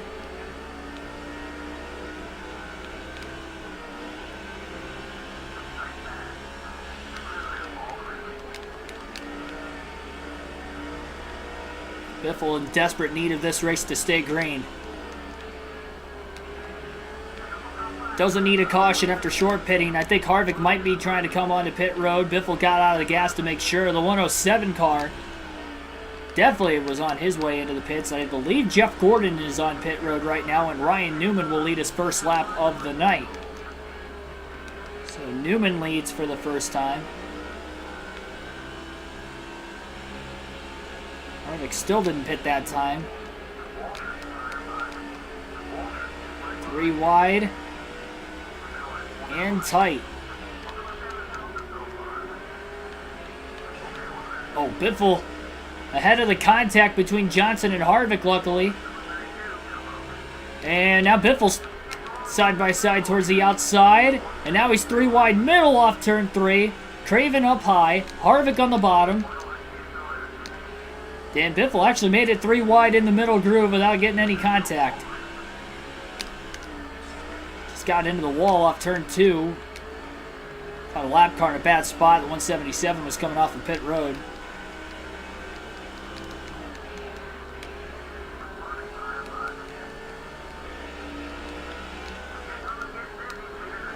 Biffle gets around Kyle Petty. The lift to keep it off the 29 car of Kevin Harvick in turn 2, but closes again in turn 3. He almost turns the 29 car. Didn't realize he was that close behind him.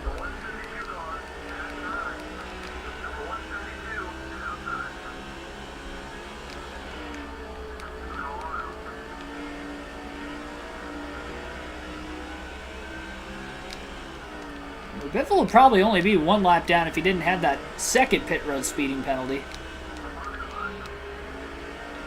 Harvick's still on the racetrack. Biffle trying to get his lap back right now, and he's just not able to do it.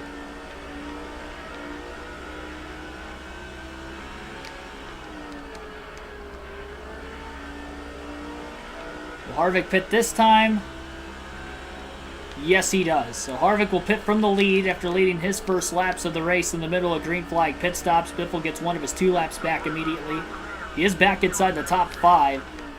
Following the second pit road speeding penalty of the night for Greg Biffle under both green flag stops that we have had in today's race.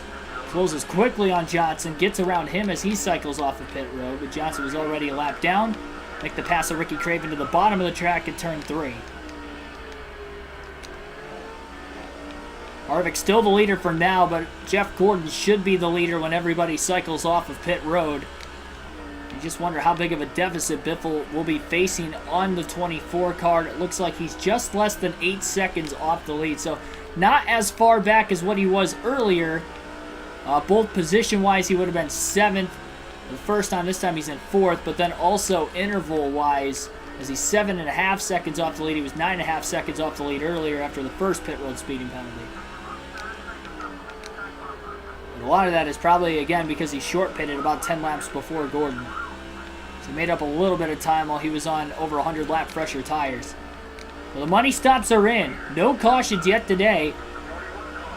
And so far, we are still caution-free through 2 sets of green flag pit stops on a half-mile triangular short track. Nonetheless, a fantasy track, a new track for the Cup Series on this season, or on this game. And this is it. Jeff Gordon leads. He's led the most today. Be the third straight race, he's going to go on to lead 40 or more laps. Can he win this one?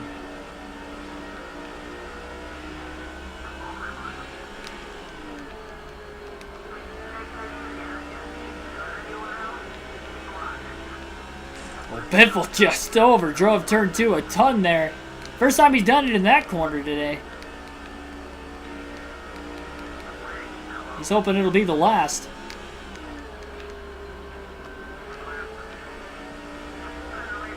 Still have a few lap cars that are on pit road.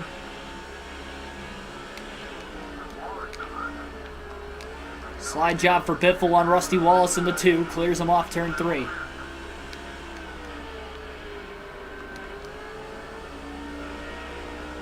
Look up the Avis track because you're astonished by the history it upholds. So you were commenting some historical facts, but wasn't really able to read the long comments. It's been a very tight racetrack. He was trying to have his eyes peeled tonight. Wade Solinsky, see you down in the chat as well. Thanks for tuning in again tonight.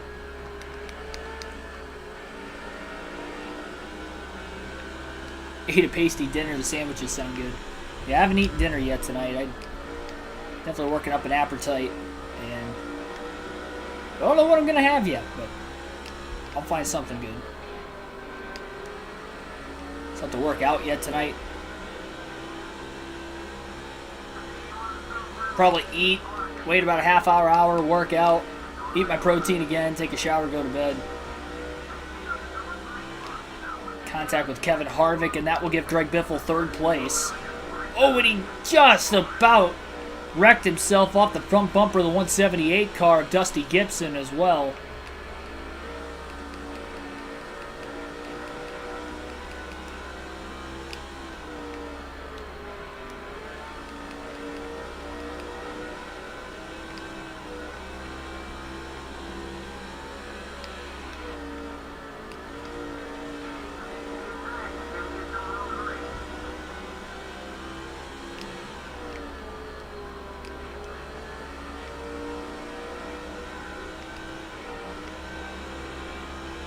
The speeding penalty, Biffle would only be 2.5 seconds back instead of 7.5 back. Well, if you consider the fact that I had 2 pit road speeding penalties tonight, not just 1, we probably have the lead by about 2.5 seconds.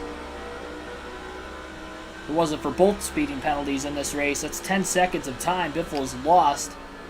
And with it being green flag the entire race so far, that would be 10 seconds of actual time. If we ever get a caution, it's not going to really matter. You can throw the pit road speeding penalties out the window, because the caution would reset things anyway. But because this race has gone caution-free, you could definitely put that into effect. Definitely making contact with the 144 car now, off the exit of turn 2.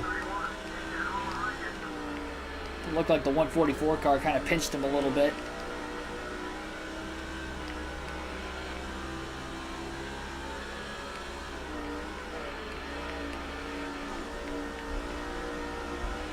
Ryan Newman is the 2nd place driver in this race. He's only led during green flag pit stops. We've had a few different leaders in tonight's race on outright speed. Tony Stewart, Greg Biffle, Jeff Gordon. Then drivers who have led during green flag pit stops tonight have been Ward Burton, Ryan Newman, Kevin Harvick. So 6 different leaders so far total. Dale Jr. has not led. It's worth noting. Unaware of exactly where he's at position-wise right now, too. Biffle just got into the left rear corner panel now on the 43 car. Jeff Green still about 7.5 seconds off the lead. He has not closed in on Gordon at all. Gordon only has about 10 lap fresher tires than him. They'll even out after a 10 to 20 lap stretch, which they are definitely beyond that since Gordon has pit. Biffle's got a better longer run car. Might take a little bit longer, though, to get to the long run speed that he had earlier. And he got to the lead on the last run, but then he kind of struggled in lap traffic, and Gordon was able to take it back before that final set of green flag pit stops. I still don't buy that this race is going to stay caution-free, especially if we have another driver blow an engine, because that definitely caused that stack up. It didn't cause it earlier in the race because he was at the tail of the field and wasn't as spaced apart yet because it was so early in the race. Nobody had gotten into lap traffic, and that car was able to get to pit road unscathed. The most recent driver we saw blow an engine, it stacked him up 3 and nearly 4 wide in turn 2, and that almost caused an accident.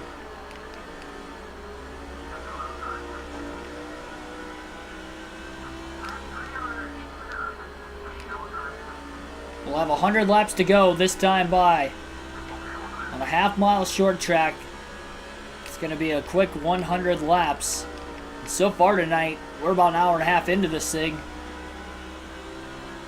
About a half hour or so every 100 laps it's been so far tonight. We've gone through 2 pit stops.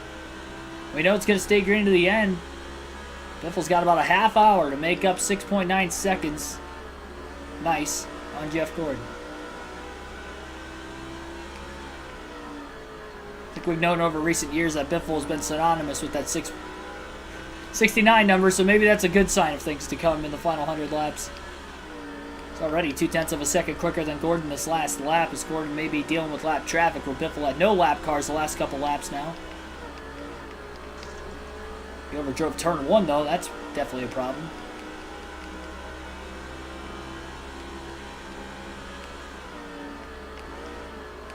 And the 0.2 he gained the lap before. He lost 0.3 that lap. A mistake in turn 1.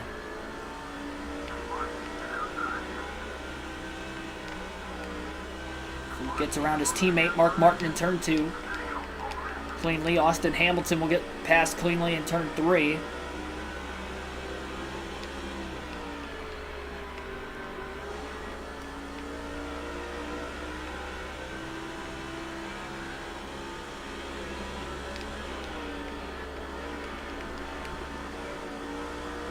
Maybe if Ryan Newman can catch Jeff Gordon in lap traffic and they get to racing each other, that could also help Biffle. Can't even see Newman anywhere up here.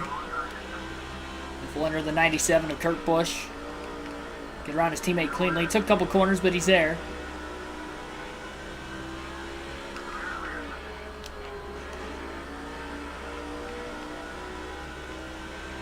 $13 likes on the stream. 13 people currently watching. Like and subscribe again for more daily NASCAR content.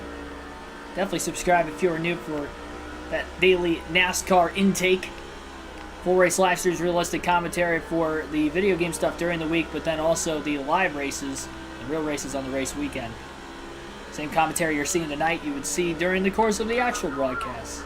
On the hopes of hopefully one day getting into the broadcast booth for future races down the road in the real sport of NASCAR.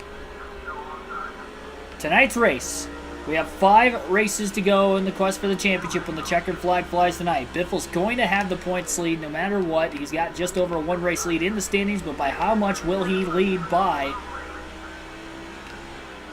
Nearly 3 wide with lap traffic in turn 3. Gets around all of it. Still about 6.7 seconds back of race leader Jeff Gordon. He's led laps tonight. Gordon's going to go on to lead the most by the end of this race. And will we get a caution to bunch things back up before the finish as well?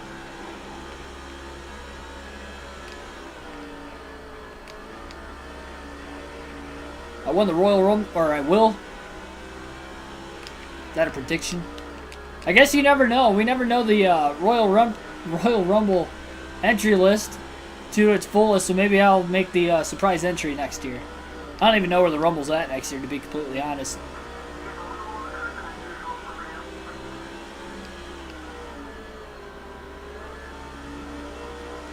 If they've even announced it, I would assume they probably have. Bonnie on the wall off turn 2, makes for an easy pass. Biffle to get around him.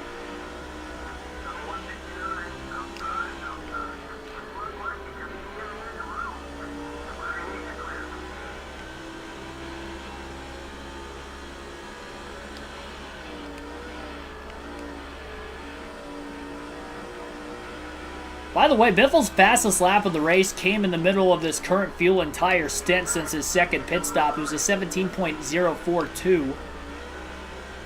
Over a tenth of a second quicker than the lap he ran in qualifying, which was the same lap time as Ryan Newman. They qualified on the pole.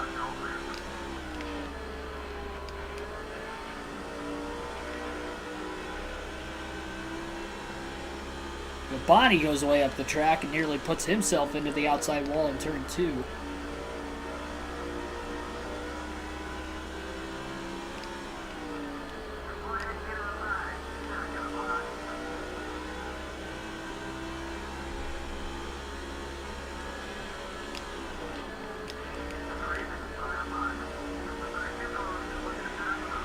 It's not a prediction, that's a spoiler.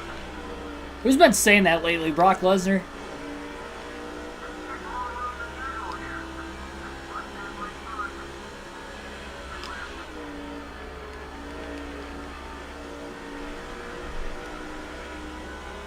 Did you get that from the dirt sheets?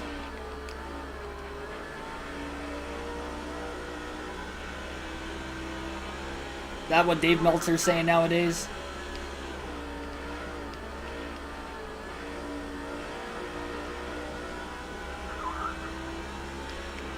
Oh, lap time is a 17.132 the last lap. Pretty quick, even with the right front tire wearing out quite a bit already at this point in the run. Newman's dealing with side-by-side traffic in front of him. Biffle's ran him down. They're about 5 seconds off the race lead of Gordon still, but the battle for second is heating up with 80 to go.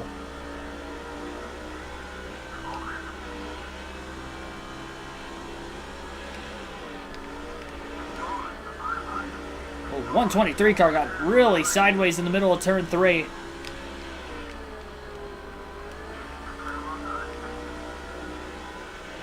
Traffic in front of Newman. Newman pulled Biffle that last lap.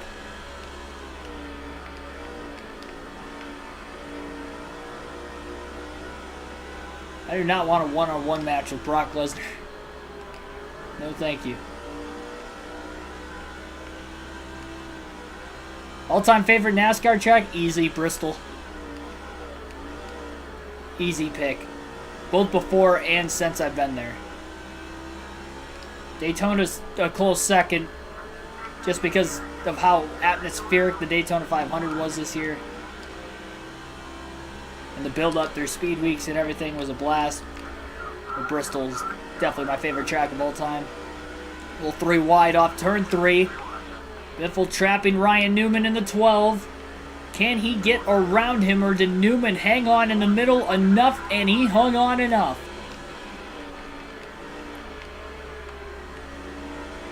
Ryan Newman remains in second place. These guys are losing Gordon a little bit more with them battling as hard as they are for second.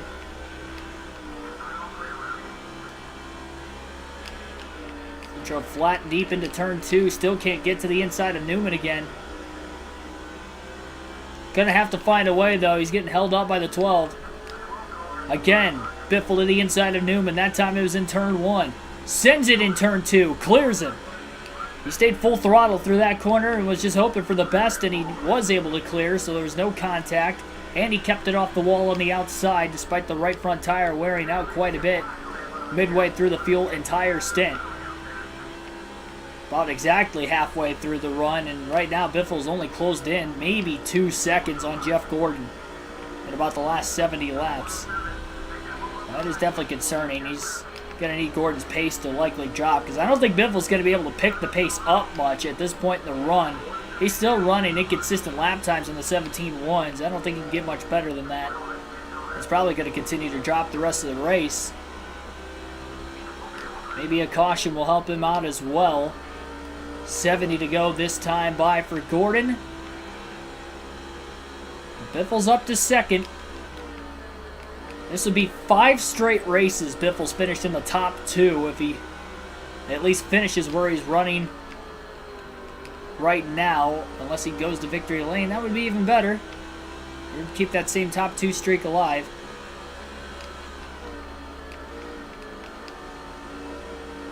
Yeah, I'm likely going back to the 500 again next year. The Daytona 500, that is. That was a blast. I'll never forget my first Daytona experience, that's for sure. Contact between Joe Nemechek and Brian Vickers in turn 2 that last lap, holding each other up. Nemechek still got around Jamie McMurray as well. Biffle's starting to get through the lap traffic a lot better the last few laps, though.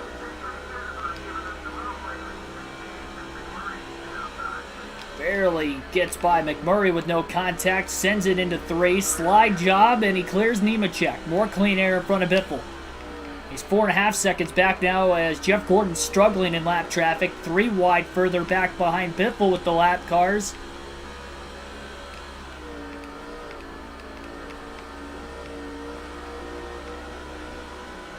Gordon trying to get his 5th win of the season.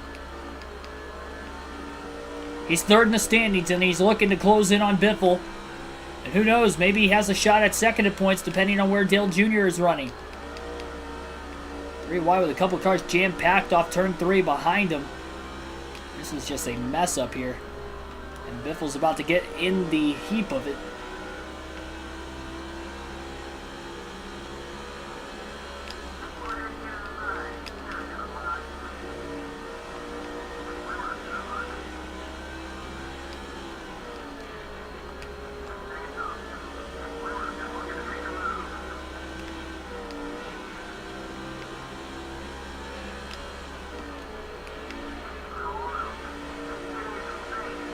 Still 4 seconds off the race lead.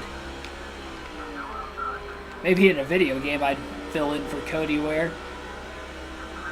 Gonna bring Rick Ware Racing their first career win in the Cup Series.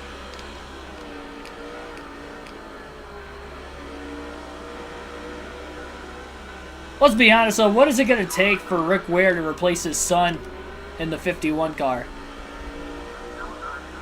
Because obviously poor performance isn't really doing anything for it. Oh, Jeff Gordon got held up behind the lap car of Sterling Marlin, who was trying to get to pit road after he blew an engine.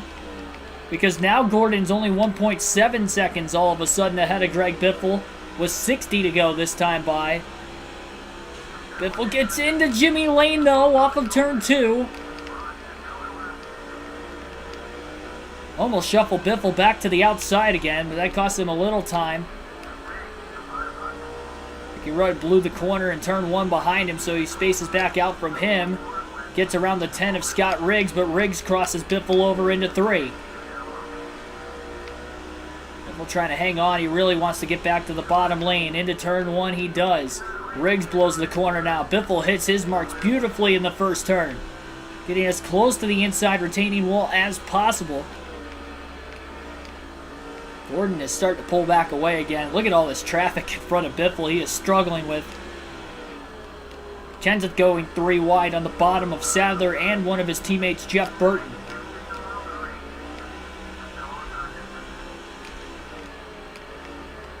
And now Sadler 3 wide under Kenseth and Jeff Green in the 43.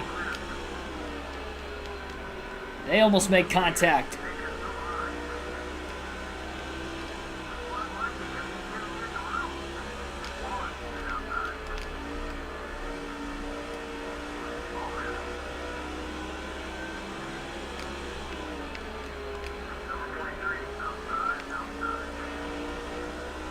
Definitely helped Biffle out a little bit. Contact with Jeff Green, that is not going to help him.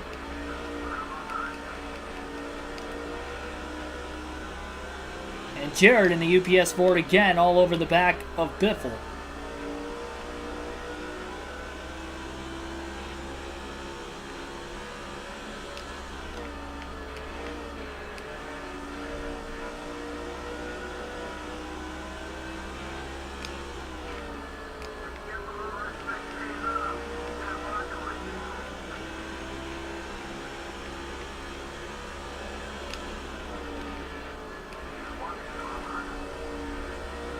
Greg Biffle slides quickly in front of his teammate Kenseth. Kenseth making it easy for the points leader and his teammate to try to run down Jeff Gordon, but Gordon has been so fast all day long.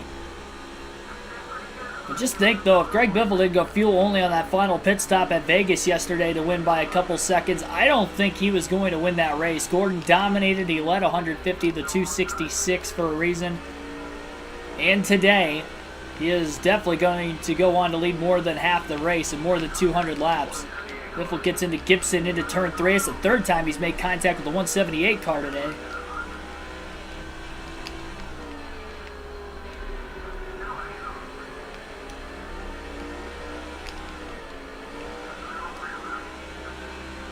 Biffle struggled to get around Elliott Sadler in turns 1 and 2. Sadler stays really wide in 3. Biffle pitches it in and clears him with a slide job. 50 laps to go at Levi Strauss Signature Speedway. Biffle all of a sudden is about 2.6 seconds off the lead again. He's had a great long run car. He hasn't made any adjustments today. They're in the first 2 spots, but those 2 pit road speeding penalties have definitely cost him because he could have over a 6-second lead right now if it wasn't for those penalties with not having a caution at all in this race before or since the pit stop started. Thought Jared was driving the big brown truck. No. No, he's in the normal Ford Taurus.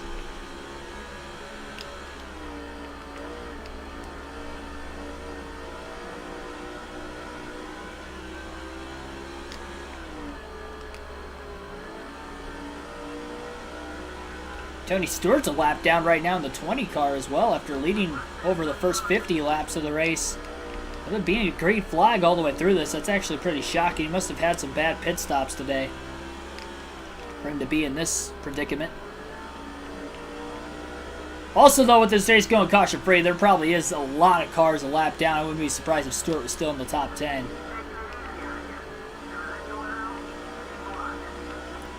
Especially with it being a short track as well, only taking a little over 17 seconds to get around this place. Quickly gets around his teammate Mark Martin. Oh, Stewart got sideways in turn 2. He almost gets into the outside wall. Maybe that's why he's struggling right now. Makes it easy for Biffle to make the pass in turn 3 cleanly. Biffle put on the late charge to the 24 of Gordon.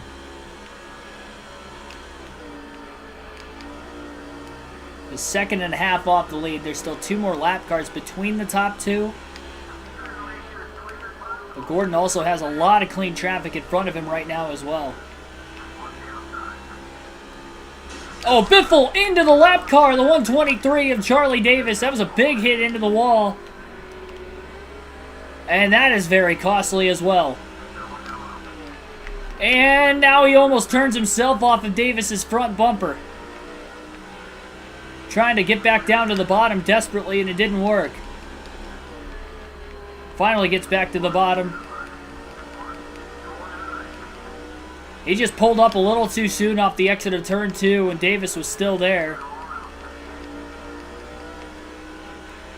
And that cost Biffle a lot of time. He was a second and a half off the lead, and now he's over 3 seconds off the lead again with 40 to go. Damage to the right side of Biffle's race car as well is not going to help the handling either.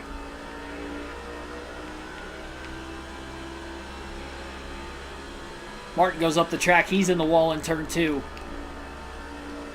Probably been the most treacherous corner on the racetrack today, where we've seen drivers struggle the most. He's going to have to get around a fast Tony Stewart Chevrolet for Joe Gibbs Racing as well. All 4 tires in the yellow now for Biffle. I'm sure the right front will be in the red very soon. He managed it well enough to get through the first run at 142 laps. This run's going to be 140 on tires. And I'd say he's probably put a little bit more stress on him and is pushing harder than what he did the first 140 of the race compared to the last 140. So again, we'll have to see if the right front will hold up to the end. I'd like to think it probably will.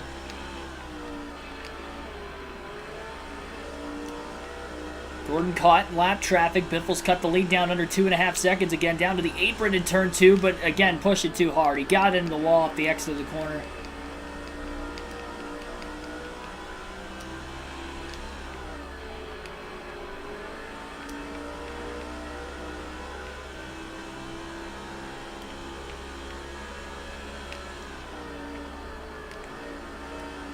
I give Biffle an A for effort. Alternate through the different camera angles one final time in today's race over the next 8 laps. We'll go back to the far chase game after that for the rest of the race. Will we stay green and have a 5th caution-free race this season? Can Jeff Gordon trim the points lead down with a max points day of leading the most laps and winning the race? He only lost 5 points to Biffle in the last race because he led the most laps and finished second when Biffle went on to win.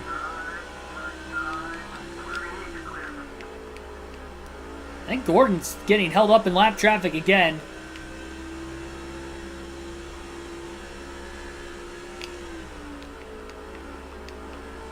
It's only a second and a half all of a sudden behind Gordon.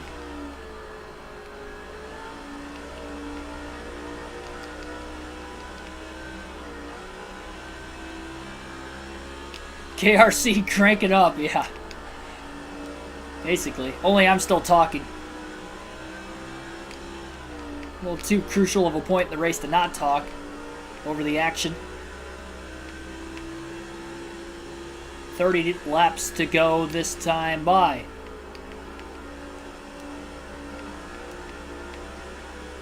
Right front tire in the red for the final 30 laps for Biffle. Gordon was struggling to get around. It looked like Scott Wimmer in the 22 car. Biffle down to the apron in turn 2.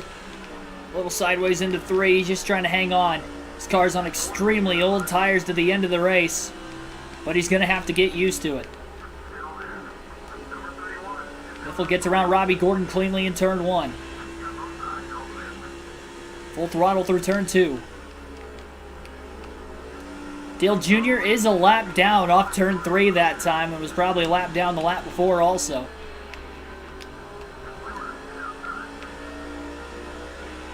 Yeah, we're going to have really low fuel at the end, but we're going to be about 2 laps to the good. I'm not worried about that. We pit as soon as the window opened. There were a few drivers that even pit before us by a lap or 2. So I know Biffle's going to be good to the end. Won't have to worry about going past the scheduled distance either because that is not a rule in this time period of NASCAR that there weren't automatic green-white checker finishes. If we did have a late enough caution, the race could end under yellow if it is late enough. Biffle closes immensely on Dale Earnhardt Jr. Almost hooks Jr. Into the wall goes the 8 car. How many positions is he going to lose? I think Kurt Busch might have been a spot behind him. Maybe Robbie Gordon as well. It's going to help Gordon as well as Biffle's a half a second behind, or a second and a half behind him. Now he's about 1.7 to 1.8 behind him as well. And obviously, it could help Gordon get around Jr. in the points as well. 3 wide up ahead of Biffle yet. And he's going to be 3 wide himself in turn 2. And he gets into Dusty Gibson. Lap traffic is heating up the action.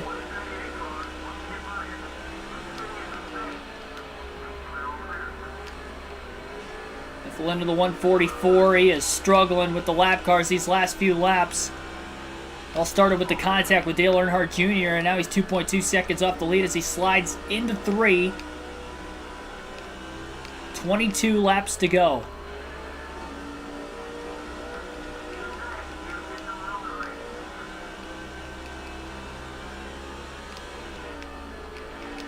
He's going to have to gain about a tenth a second a lap on average to catch Gordon.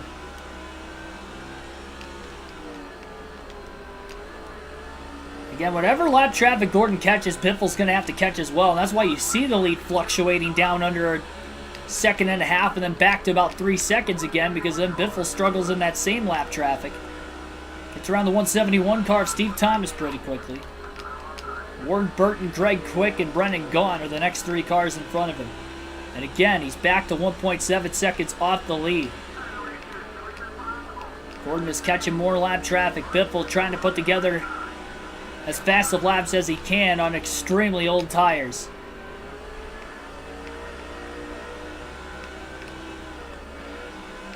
Biffle better have security after that move, yeah. I didn't think I was closing in on him as quickly as I did.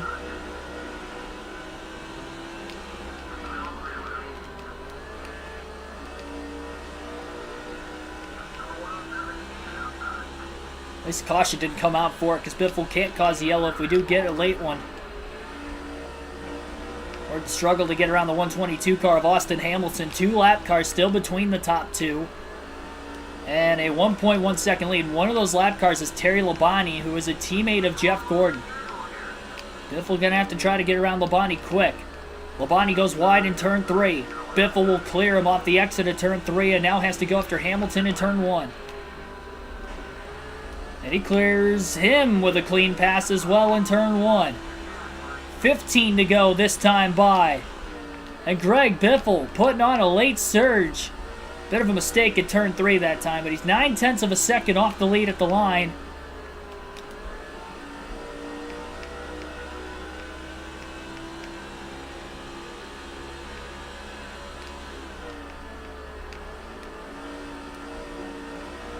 Gordon under Bobby Labonte in the 18.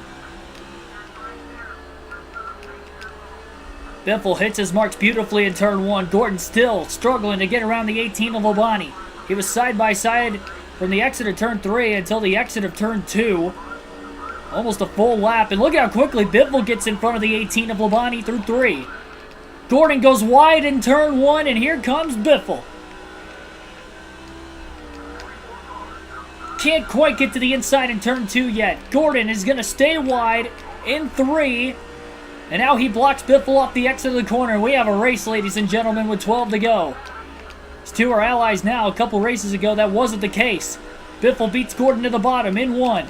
Through turn 2, they're still side by side. Biffle will have the advantage on the bottom lane. And after 2 pit road speeding penalties, he will come back to take the lead. And now throwing a big block on the 24. Labonte's going to force his way in there and actually get around both the 24 and the 16. Biffle having to get back around him again. Gordon overdrives it, and he's stuck behind Labonte off turn 3. 10 laps to go for Greg Biffle. And Gordon, in back-to-back races, may finish second after leading the most laps. Biffle had a mistake at turn 1 getting into the wall, though, off the exit of the corner. Remember, that right front tire is in the red. Every hit into the wall or contact with the right side of the car as well is going to burn up the right front even more. Labonte to the inside of Gordon in turn 2. That's going to hold Jeff up. And these guys are not done catching lap traffic to the end of the race either.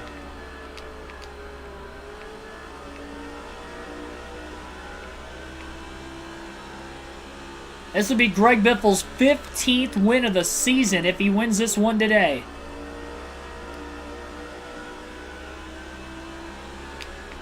And number 16 in his career in the number 16 car. 7 to go. Again, he's very low on fuel, but he'll be able to make it to the end. He's a couple laps to the good. Don't let that fool you down on the bottom of the screen. Get a caution in the final 5 laps. It could end the race as well. Gordon is over a half a second off the lead, about 7/10 of a second back. Biffle full throttle through turn 2. He's still pushing hard. Needs to get around the final remaining lap cars as quick as possible. He's under Grigsby off of turn 3. Into turns 1 and 2. Clears Grigsby with a clean pass. Pretty quickly for the most part. Back to full throttle through turn 2 again.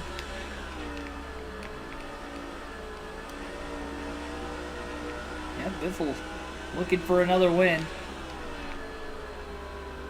It'd be 3 wins in the last 4 races again. It wouldn't be 2 in a row, Southern 500 on Tuesday night. But it would still be an impressive win for Biffle nevertheless. 3 laps remain. Gordon has closed a couple tenths of a second, but he had to catch Grigsby in turn 1 on this lap. Biffle couldn't go full throttle through turn 2. He lifted off the exit corner a little bit. 2 to go. No cautions if we get to the final lap. And it looks like we're going to have back-to-back caution-free races in the Cup Series. And it'll be our 5th one of the season when they get to the white flag off turn 3 this time. Just over a half a second lead. Biffle clears Jimmy Lane cleanly. Final lap. 2 more corners to go for Greg Biffle. Quickly works to the inside of Joe Nemechek. pulling Gordon on the final lap. 15 wins in a season. Biffle adds another one and steals it late from Jeff Gordon, who dominated the race for the second time in a row. And both times Biffle takes it away from him.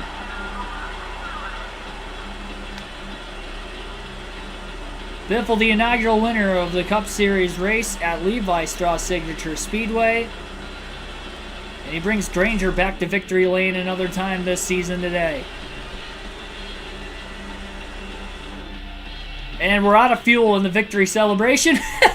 I told you we didn't have much good to the end, but I knew we were good. Out of fuel in the middle of the burnout for Greg Biffle.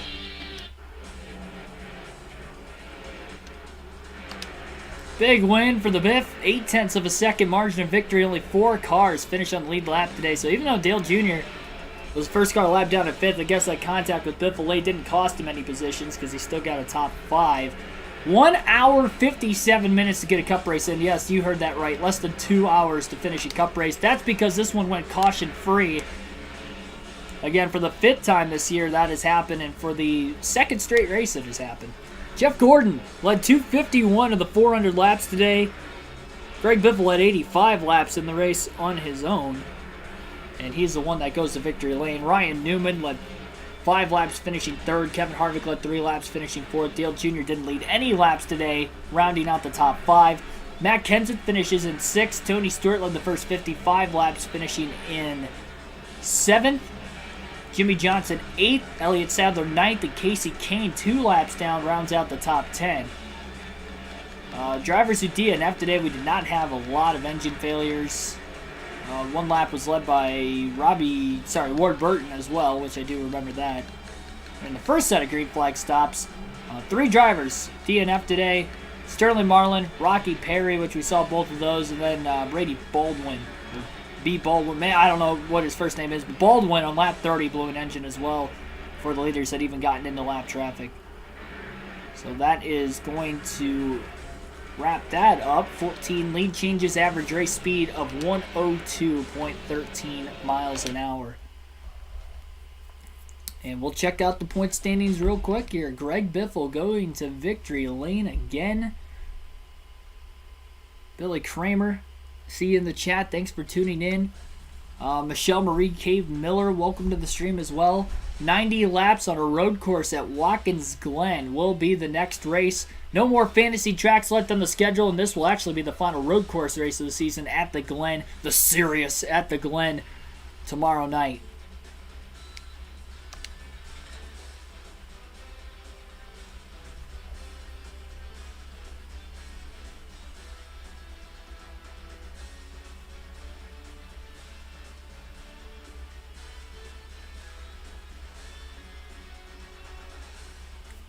So after 2 pit road speeding penalties, Greg Biffle was still able to catch Gordon in the final 12 laps to win the race. Yeah, not 1 but 2. The only 2 he's had all season, and they both came in the same race, but that even wasn't enough to stop him as he gets another win. Again, his 15th of the year, and expands the points lead now to 205 points over Dale Jr. Definitely the largest points lead Biffle has had this season. Again, that DNF at Michigan really put Dale Jr. behind. If he didn't DNF, he probably would have had a top 5 to top 10 day. He led laps in that race. And again, it'd be a much closer point standings. Both drivers have DNF 3 times this year, but again, that wins column, Jr. with 1 win and Biffle with 15 now. That's the huge difference.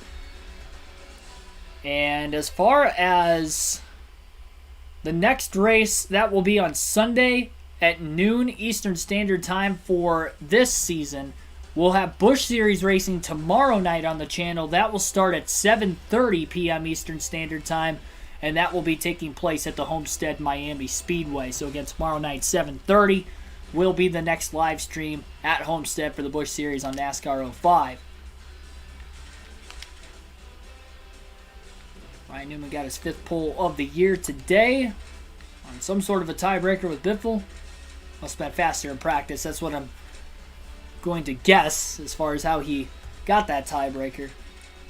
But yeah, thank you for tuning in again. Another great night of racing. The fuel was setting off your anxiety.